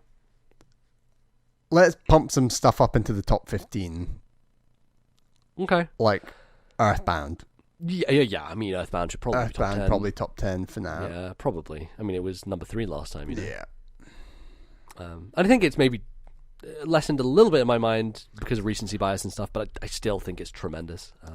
Looking for a 27. I think it should be... I'm looking for anyone. 27. Anybody. 27. Can I have a 27? I'm looking at a Splatoon 2. Ooh, that's low. 27 is still crazy high for Splatoon. Yeah, but Splatoon's real good. Splatoon is real good. Can I get a Mario Maker then? No. Mario Maker's, I prefer Mario Maker to Splatoon. Shall we go Splatoon 2 for now? God, you can't put Splatoon Unless you want to throw Guitar Hero 3 can't put down Splatoon there. 2 lower than Octopath fucking Traveler. Fuck my life. Okay, here's the deal. Here's the deal. You can have Octopath Traveler at 20. The deal is Valkyria Chronicles has to be at least 5 spaces higher than Octopath Traveler. That's the deal. That's the deal, okay? This is the deal on the table. Valkyria Chronicles is in the top 15. 15 for Valkyria Chronicles is too high considering only one of us has played it. Okay, Valkyria Chronicles needs to be at least 2 spaces above Octopath Traveler, okay? I thought that was the rule with Guitar Hero. Like No, it's a space above. I will drop Guitar Hero behind Octopath if you give me Valkyria above Octopath. That's my offer. Valkyria can go above Octopath, but Guitar Hero needs to come in at 27. Not 27. Well, I'm looking for other 27s. I suggested Splatoon 2 or Mario Maker, but those weren't allowed either. Fuck's sake. Okay, fine. I'll put, but you owe me. I'll put Guitar Hero 3 at 27, and we can then put Splatoon below that. I think that's fair, right? Splatoon at 26. That would be above, not below, but yes. But that's what I mean. You know what I mean. Sure. Above means below in the world of MZ. Right. Okay. Yes, but on this list, the way we're looking at it, it's upwards. Sure. It's going Splatoon upwards. 2, and you wanted Valkyria Chronicles higher than Octopath. At least 2 higher. At least 2. Put it at number 18. Okay. Okay. Cool. I think 25 is a good shout for Skyward Sword, honestly. I think 25 is a good shout for Wind Waker. No, Honestly. I think they both sit here nicely. Actually, I think they both sit nicely 25, 24. Actually, to my eye. I would swap them around, but I can settle for them swapped around. I mean, yeah, it's much of a much, isn't it? Wind Waker, Skyward Sword. There are 2 passion picks for Zelda. I think that. No, what are you doing? No, you that's not what I meant. Much of a No. Yeah, I know, but I still believe that Skyward Sword should be above. Tell me much of a muchness, and then you get antsy when I swap them. Bally, you've stabbed me in the heart multiple times. Inside Guitar Hero 3, like these are betrayals of the highest order. I put Rocket League down there. That was an act of goodwill. Okay, I agree that we both like Wind Waker a lot, and I'm the only one chatting. I think jointly it just above. Yes, fair enough. Jointly, we should probably have Wind Waker higher. I disagree strongly, but alas, we're looking for a 23. Okay, I'm going to volunteer Night in the Woods because you've not played it yet. Okay, it is already very high. Perfect. I really want you to play it. I think it could get higher next time potentially. Yes, I thank you. That's a good. But it's a good choice. 23. Yeah, that works for me. Perfect. Great. Sorry, 24. No, it is 23. I've just not deleted the number there. Okay, there we go. It's 23. Yeah. Okay. Do you now have an equal act of goodwill? Okay. Look, well, I've already given some fucking goodwill. What are we on? We're trying to fill a 22 slot now. Yeah. I think Mario Maker's a good pick for 22. Okay, let's talk about the Mario games. Let's talk about Galaxy 2, Odyssey, and Mario Maker. I think Odyssey's a top 10 lock, personally. Ooh, that's high. Oh, no. That's high. I really think Odyssey should be top 10. Oh, Odyssey is not... It's not. It should be in the top 10. I think both of those games should be in the top 10 discussion for now, honestly. I think we're having this discussion too early, MZ. We're having it too early. Okay. I'm moving Galaxy and Odyssey 2 up to top 10. No, to put them in the teens. That's the top 10 is too high. That doesn't make me feel good. Okay, we can be teens for now. All right, thanks. Yeah, fucking put them in at fucking number 11 and 12. Cheers. Good. Well, that's teens. 11's not a teen. There's no teen after 11 or 12. Starts at 13. Teens. Called teens for a reason. Yes, Odyssey, that first run through, brilliant, love it. Yeah. There are 10 better games on this list. There simply are. I would disagree with that. Simply are. Okay, 22 is a hard one. Shovel Knight. We love Shovel Knight. where is Shovel Knight landing here? Shovel Knight could be a potential because I think 22. it's kind of a Donkey Kong Shovel Knight debate to some degree, about like which is the better platformer, right? In terms of where we're placing. I mean, obviously, I prefer Donkey Kong. Are you willing to stick a little bit of Xenoblade Chronicles in at this? No fucking way. Get out of this house. Let's go Shovel Knight 22. Yeah, okay, that's fine. And now you've got once Shovel Knight is 22, that means there's no longer any games below Octopath Traveler. Motherfucker. I'm swapping Chrono Trigger up to 9 for now. Yes, yeah, cool. Let's just leave it there, that's fine. Okay, so now we've got Octopath Traveler at 21, Mario Maker at 20. So 30 to 21, we've got Link Between Worlds at 30, Rocket League at 29, Inside at 28, Guitar Hero 3 at 27, Splatoon 2 at 26, Skyward Sword at 25, Wind Waker at 24, Night in the Woods at 23, Shovel Knight at 22, and fucking Octopath Traveler at 21. Disgusting. I think Mario Maker's a good candidate for 20. You know what? Yeah, sure. And then we're into Deadly Town. I personally like Hollow Knight a lot. Mm-hmm. I think it's a good 19 if that's what you're going to suggest. Yes, I do. I do like Hollow Knight, but I don't have the burning passion for it that I think a lot of people have. Neither do I. Tremendously good and like deserving of being this high, but I don't have quite the same burning passion for it. It's amazing. It's remarkable as an achievement for two developers. What a fucking thing. I think Valkyria Chronicles should probably sit at 18. Yeah, that's what I wanted. I wanted it. It's 3 spaces higher than Octopath, so fucking fuck you. Right, we're on to 17. We've got Metroid Prime, Metroid Fusion, Donkey Kong Country, Tropical Freeze, War River Kami, Xenoblade Chronicles, Mario Galaxy 2, Mario Odyssey, Chrono Trigger. I think we're trying to fill 17 right now. Yes. Okami, Wargroove, Tropical Freeze, are these around this area for you? How are you feeling about Ideally not, but I think one of them will have to be. Which one? I'm going to sacrifice a baby at 17. That'll get the system moving. Okay. Mario Odyssey? No. Oh. Like, no way. Galaxy 2? I could put Galaxy 2 at 17. Yeah? Yeah. The more I think about it, like we've often had Galaxy 2 high in our lists. But I think Galaxy 2 is similar to Hollow Knight. I think it's a critically acclaimed game worthy of all the praise it gets. I love it. It's just been usurped in my mind. That's all. No, well, the thing for me is like I don't have a personal connection to Galaxy 2 in the same way that I feel like I have a personal connection to Xenoblade or a personal connection to. I keep saying collection. What the fuck is wrong with me? Connection. Or personal Oh fucking what? Did you... We've been podcasting a long time. I'm like the fucking Brexit guy. I love that guy. Jesus. Yes, but like when I talk about games that are more personal to you, like Valkyria Chronicles feels very personal to me, right? Yeah.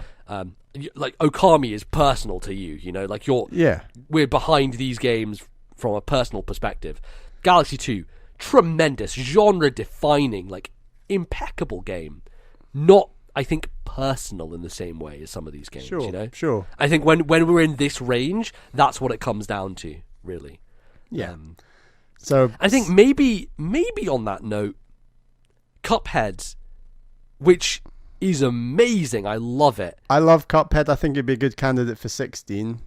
Yeah. Like, it's tremendous. All these games are just infinitely good. Yeah, so I would put Cuphead above Tropical Freeze personally. I think it is better than Tropical Freeze. How do you feel about that? Because for me, Cuphead is it's so good. It's so good. I would like Cuphead at 16.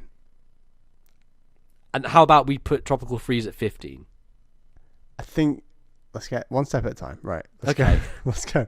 Cuphead. Because I think despite 16. my fact that like I got Tropical Freeze higher last time, I had again recency bias. We talk about this.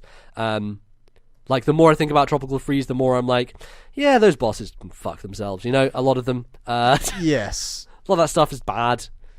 Well, there is a 2D platformer above Tropical Freeze, which we're agreed is, I actually think is a better game. Oh so. yeah, you know, I agree. Yeah, 100%. 100%. So yeah, Cuphead at 14. No, you've got Fusion and Prime in there at 15 and 16, so we need to move those up higher. Both of them. Oh, sorry, right, got you. Cuphead needs to go below them. Yeah. Like that. There we go. Yeah. Right. So we've got Cuphead at 16. Now into the top 15. We've got the Fusion Prime duology, which always must go together. One must be above the other. Duology. I always want Fusion to be above Prime, and I think that's fair. I think the Fusion Prime duology dick. could probably sit a little higher than it is. So I think Yes, we should I think agree, of another yes. candidate for number 15. Okami? I think it's between... Wargroove Okami. I think both of these are your passion picks that I have not played. I respect that they've got this high, but again, I've not played them. I would say like my one here is Chrono Trigger. You have two, which is Okami and Wargroove, and I think those three can kind of go together. I think your two would be Xenoblade Chronicles and Chrono Trigger. Right. No, true. So I'm saying we're getting into this this mix here. Yes. I have a motion to make. Okay. I think a good number 10 game is Brothers: A Tale of Two Sons. Okay. I mean, how do you think of that as a good number 10 game? I don't know what number. I don't know what a number 10 game is at this stage. Okay. I'm just putting it out there. It just sounded good to me. You know, I was going to say Brothers for around this number, but that's maybe too low. So I appreciate. Yes, I think that is too low for me personally. personally. It should be higher. Yes. And I appreciate I'm going to have to sacrifice another baby soon. Yeah. I do think we need to figure out the Chrono Trigger, Xenoblade, Okami, Wargroove thing, because that's like we've got two on each side warring each other. I do think Tropical Freeze is above that melee. And I really can't have Xenoblade below Tropical Freeze, because Xenoblade for me is like maybe the most personal game on this list for me. Like I think Xenoblade was number 5 last time. I 100% think it will be lower. There's a universe in which Xenoblade is above Breath of the Wild for me personally. Like, oh God, we're not in that territory in this universe. No. But I'm just saying to you that like, you know, nothing's gonna be Breath of the Wild. But like, what do you prefer, Chrono Trigger or Xenoblade? Xenoblade. Xenoblade. Always, yeah. And like as I said, Chrono Trigger. I think, you know, Chrono Trigger. Quote unquote objectively a better video game. I think Chrono Trigger would be a good 15. Here's a few reasons why I would say that. Okay. I've still not played it. That's my bad. I apologize. Secondly, I also I want to there's a lot of games that we kicked off this list because they came out too recently. You got Wargroove on this list somehow. I don't know how, because it's usurped Advance Wars as like a staple. And you feel confident only a few months removed from Wargroove that it has done that. At this point in time, yes. And it was a large part to watching you play more of it and being like, oh my God, yes, that like, and watching your reaction to that animation, be like, fucking hell, that animation is just like, okay. And so that's where it is in my mind. And Advance Wars was very high last time, and like, I would say, can we do Wargroove at 15? Chrono Trigger at 14, and then Okami above that. Like Okami doesn't have to be 13, but like higher than, you know, Wargroove. I think Chrono Trigger and Wargroove are like, if we're talking about the real passion picks, I think Okami and Xenoblade are the two passion, like, but very very high passion picks, versus Chrono Trigger and Wargroove, which we both love, but maybe a little lower. I think Chrono Trigger should be 15. I know. But, I mean... No. There is not a more perfect RPG than Chrono Trigger. Wargroove came out this year, Bally. It just came out. I simply can't have that go above fucking Chrono Trigger. Chrono Trigger! You can't. I can't have Wargroove above Chrono Trigger. Let's go... Blasphemy. Let's go Wargroove at 15 then. Yes. I simply can't do that. and then Chrono Trigger at 14. Fine. Yes. Fine. Yes. I'll take that. I'll live with that. Because there's some stuff I want to fight for. Right. Okay. All right. So now, because basically Advance Wars was 10 last time. Yeah. And Wargroove is 15 this time. That's fine. Okay. That's fine. 14 Chrono Trigger. 13. This is where we're in the realms of the Tropical Freeze, the Odyssey. No, Odyssey's above all this lot for me. Look, Bally, do you want Prime in the top 10? I would sacrifice Prime to get Odyssey up there. Wow. Yes, like Okay. I'd be up for sticking the Prime Fusion thing in now. At 13 and 12? Yep, and I'll happily sit lower with Prime. I mean, I'm not going to argue with Metro Prime. Actually, being out no, in the top 10. I mean, I want Brothers down at 13 personally. It's great, and like 13 is obviously incredible. Yeah. I think Brothers should go at 13. I can see it. Also, I think Tropical Freeze should be lower than Prime and Fusion. Frankly. One step at a time. Let me cut this. I think personally, yeah, Tropical Freeze is above Prime because it's the only good game Retro Studios has ever made. This list is so Retro Studios focused. Not really. There's 2 games there. And they're damn high. There's no Mario Kart 7, the actual best Retro Studios game. Cancelled Metro Prime 4 on this. Yeah. Prime at 12, Fusion at 11, Donkey Kong at 10. Donkey Kong should not be above Prime and Fusion. I can't do that. There are too many fundamental problems with the boss design of Tropical Freeze for me to put it. I'll happily put Okami at 12. Below what? Prime? Yeah, below Prime and Fusion. Yeah, but like I don't want Donkey Kong that high is my point. That's my only point here is I don't want it that high. I don't think it deserves to be in the top 10. so hateful. I know. I mean, fuck. Donkey Kong Tropical Freeze is like your video game, so I guess it's fine being at 10. I've just sacrificed Okami to... I know, but like I'm fine with Okami being higher. Like I can't speak to it, but like I'm very much being deferential towards Okami because, I've not played it.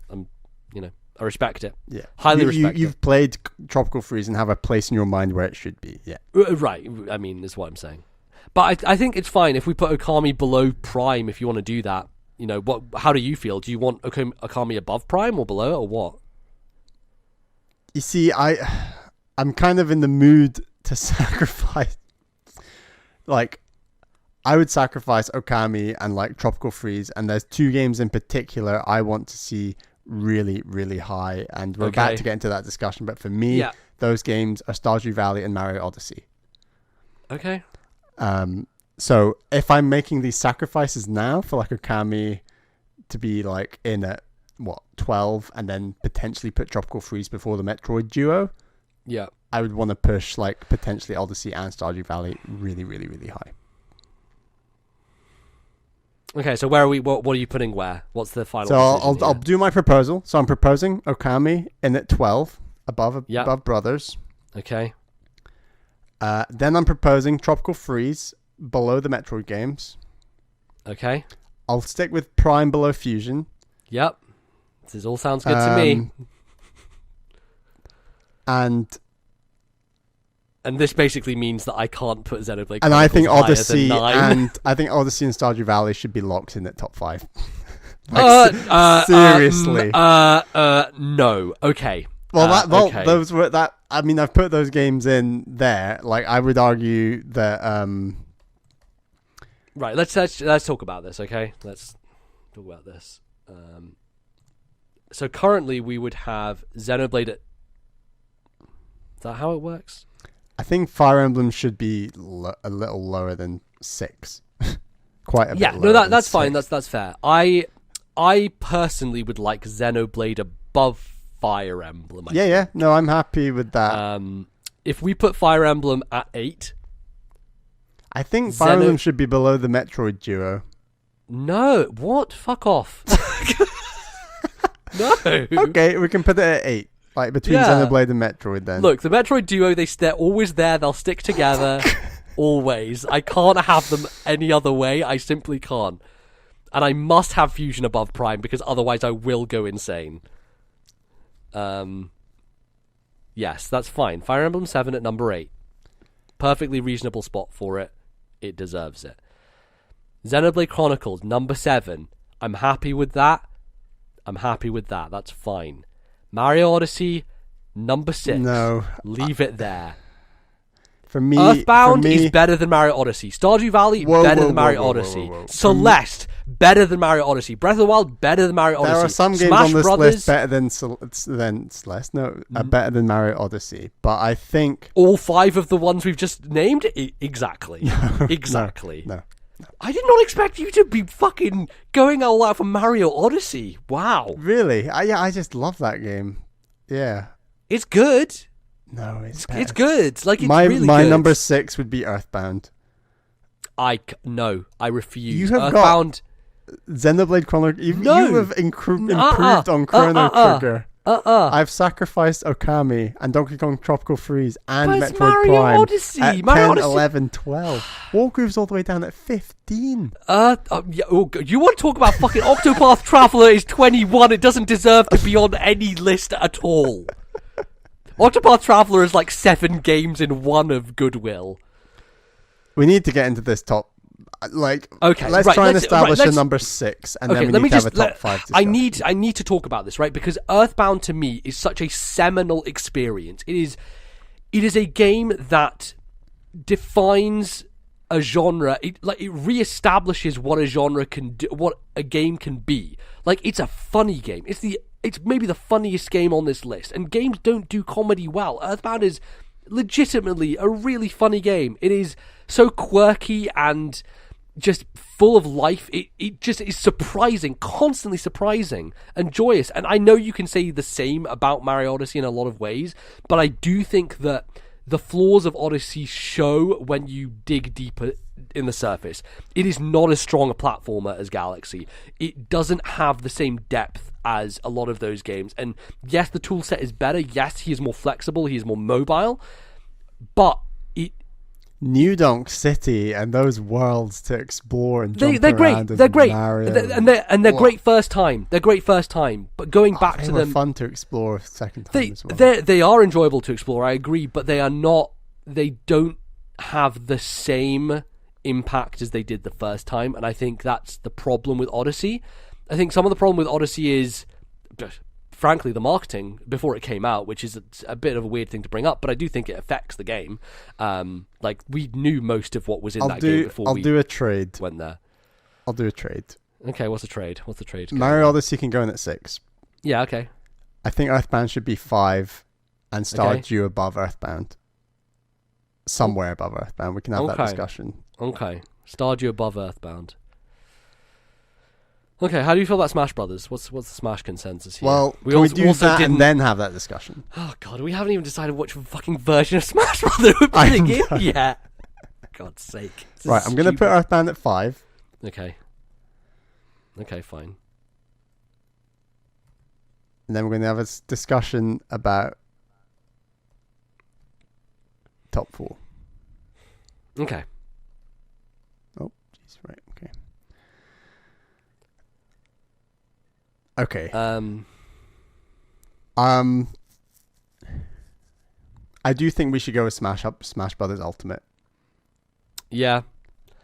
For the reasons we said earlier, but it's about that.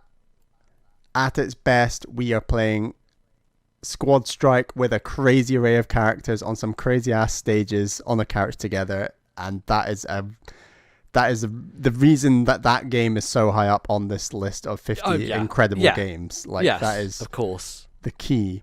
Of course.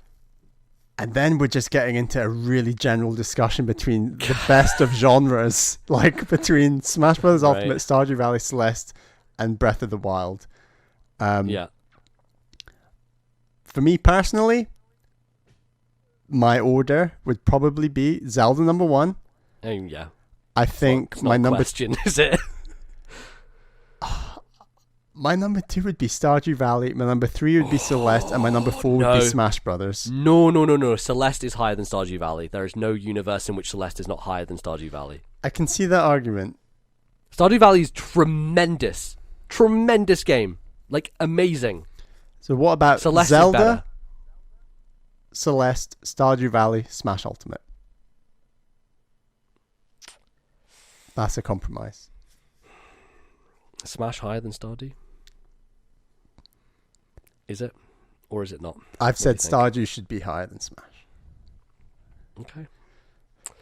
If we want to talk about how awesome Stardew Valley is, I think it's a very easy game to wax lyrical. Yeah, I mean, like... It kind of changed my entire perspective on... I having played a lot of Harvest Moon, I actually questioned the value of sinking so much time into a game like an Animal Crossing, like a Harvest Moon. I thought, what's the actual point? Like, is that a good thing? Yeah. Like, there's not a fulfilling story in the same way. There's not a fulfilling challenge, like physical action challenge like a Celeste. There's not a... It's just you're going to play 50, 60, 70 hours of this game, and it's going to be pleasant. It's going to be fun. But you're not actually... You know, you are achieving stuff on a very sim-based level, and I genuinely was struggling to see the value of games like Harvest Moon and Animal Crossing before Stardew Valley.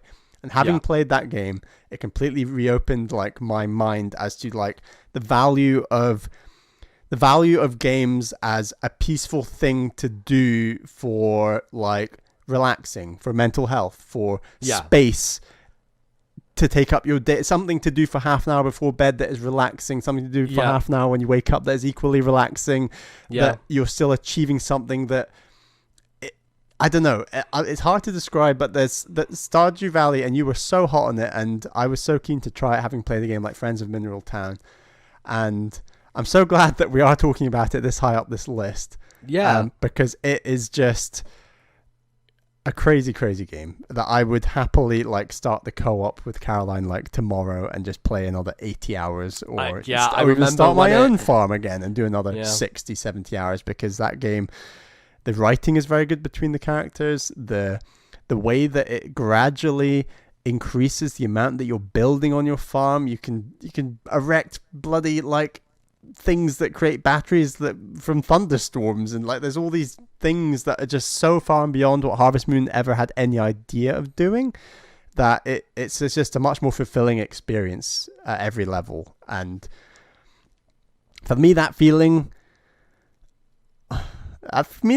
trumps Smash Brothers at this point in time. I would say, for me personally. And then I mean, I remember when you started playing it on Switch, and I was like, yeah, I'll jump back into it. And I was like, oh fuck, I've put 12 more hours into this. What? Right. How? There's few games you can just suddenly pile 12 hours in and be like, wow, that was... I just dipped my toe back in, you know? Like, I was like, I'll play a couple more hours to remember. And then I was like, oh no, help me. I'm down a hole. Okay. So yeah, I would back Smash Brothers for number 4. Yeah. I would back Stardew. I for me it's personally above Celeste, but I can settle with it on for 3, and then we can have a discussion about Celeste and Breath of the Wild. Yeah. Yeah, I think that kind of works. Shall I arrange it now, and then we can look at it and have a think? Okay, yeah, sure. Let's go. Smash Brothers Ultimate. You make a strong case for Stardew. Zelda Breath of the Wild, Stardew Valley.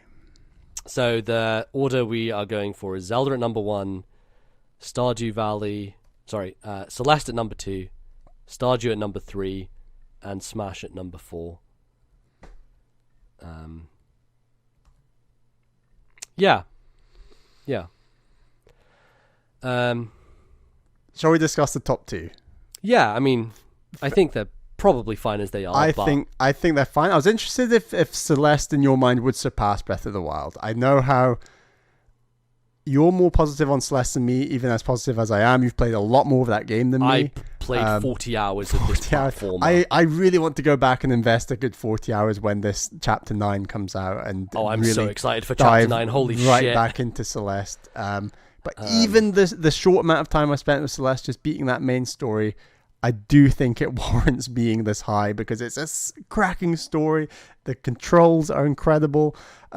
It's the perfect balance of every 2D platformer like weight of like Madeline, Yes. like the way she can grip, the double jump, the mid-air control just feels right. Yeah, it's man.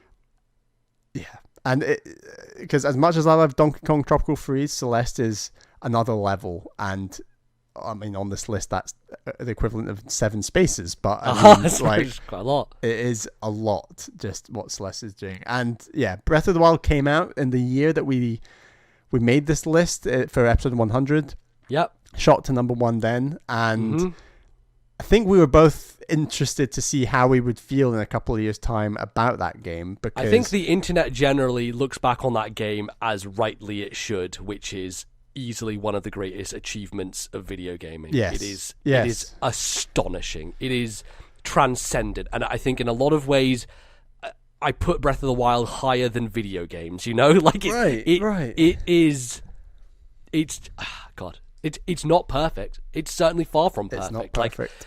But I think it does what it does so exceptionally well that even its imperfections, I just don't care about. Like I push them to the side of my mind because it doesn't match what that experience of playing that game for the first time was, which was just it's magic. It's pure magic. It's just it really is magical and unquestionable. And now we know there's a sequel coming, which is just weird and exciting. And where are we going to be in 2 years' time when we think about that game and its sequel? And will its sequel even be out in 2 years' time? Well, yeah, exactly. Who knows? So, and if we'll be in a situation with a Majora's Mask style thing where like there'll be people who prefer Breath of the Wild 2 versus Breath of the Wild 1, and because that debate rolls on for people. I think that will probably be a debate next time. Absolutely, is Breath of the Wild 1 versus 2, and to see what they do with that sequel.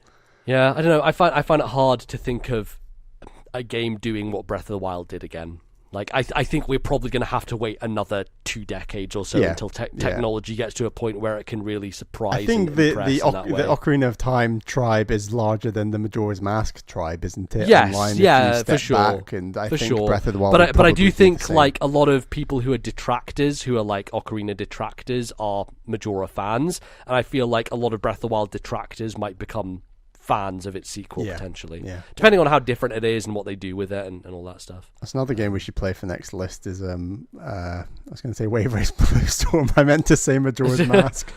Yeah, it's a good job. We got Wave Race off last time. That's not coming back. Bye. We've done our top 50.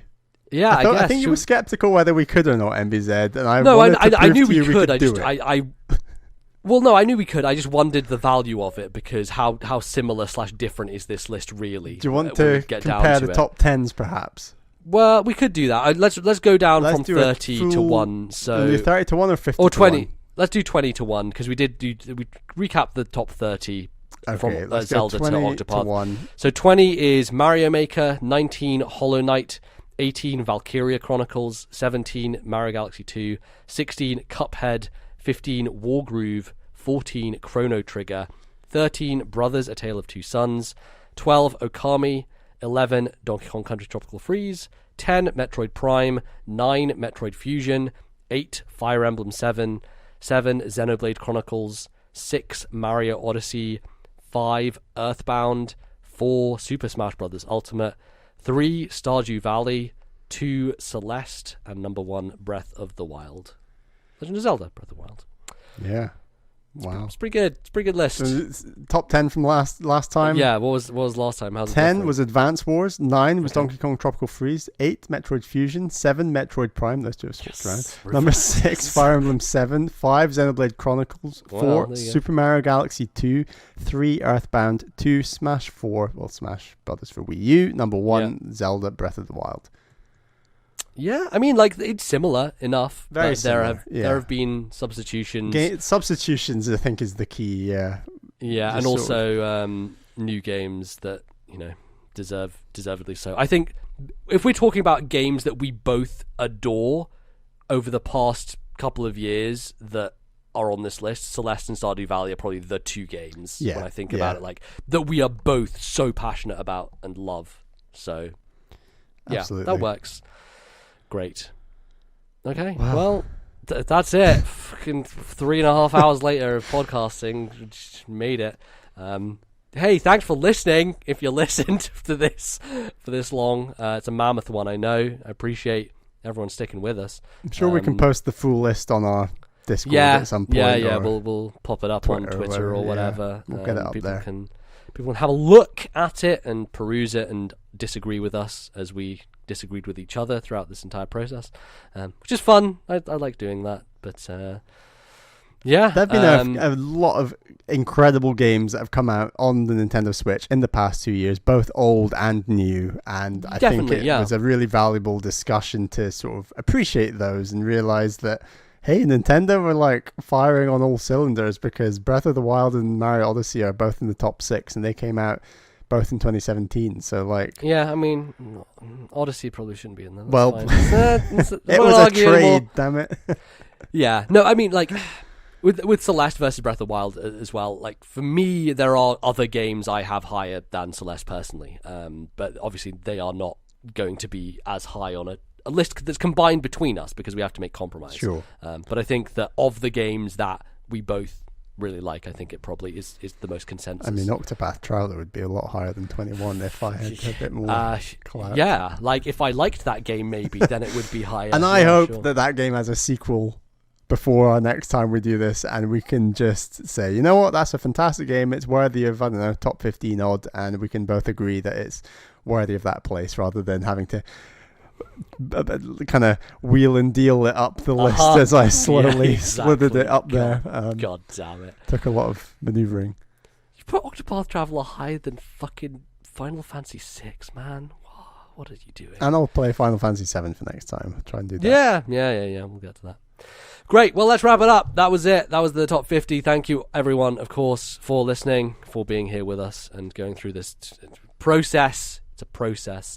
You can find us all over the place, all over the shop, Bally. Where can people find you and us and things? I am on Twitter at Ballyman91. That's BALLYMAN 91.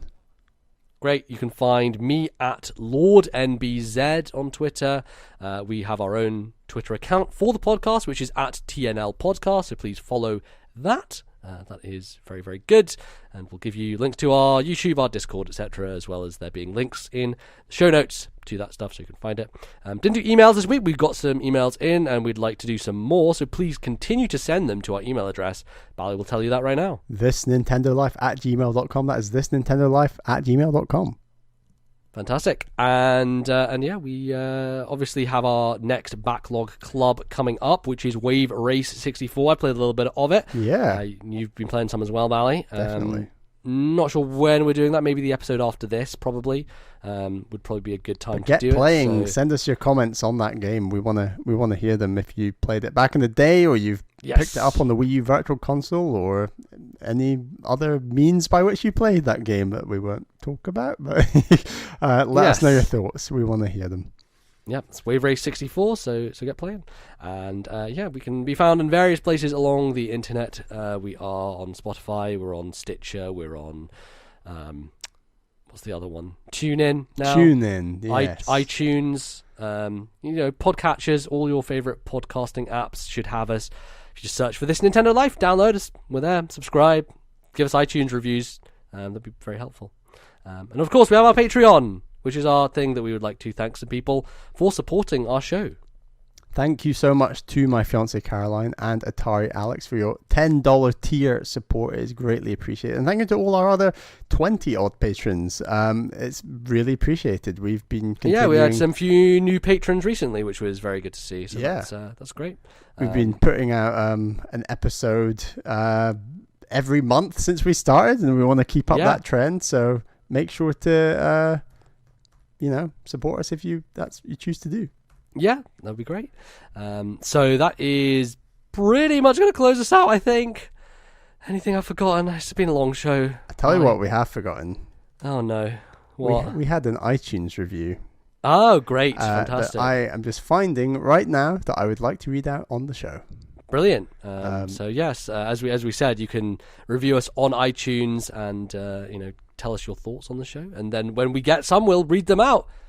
So that's encouragement for you, of course. Thank you so much to Vec42 for your iTunes review of 5 stars. It's hugely appreciated. Vec42 says, I've enjoyed listening to both MBZ and Bally discuss Nintendo and video games. I particularly like the fact that they cover and discuss older games in addition to current games. The format is well organized and the chemistry between MBZ and Bally and the perspectives are great. I can't say enough good things about the podcast. Thanks so much for providing quality content.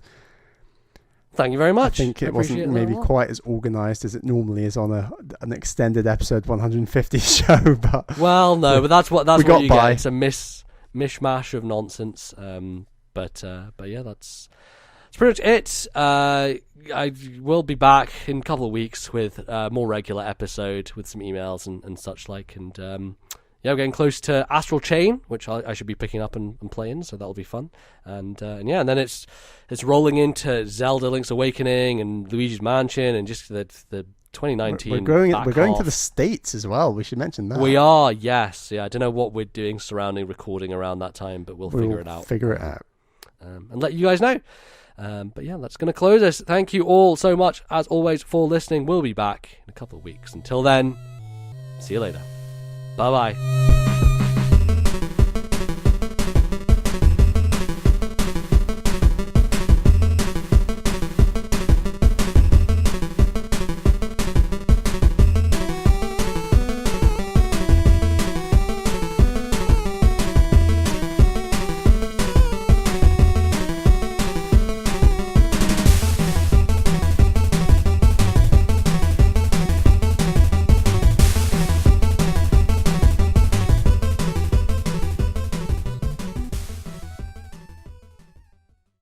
The musical interludes used on today's show were Tan Tegel Field from Dragon Quest Builders, copyright Square Enix, 2016, and Tragic Decision from Xenoblade Chronicles, copyright Nintendo, 2011.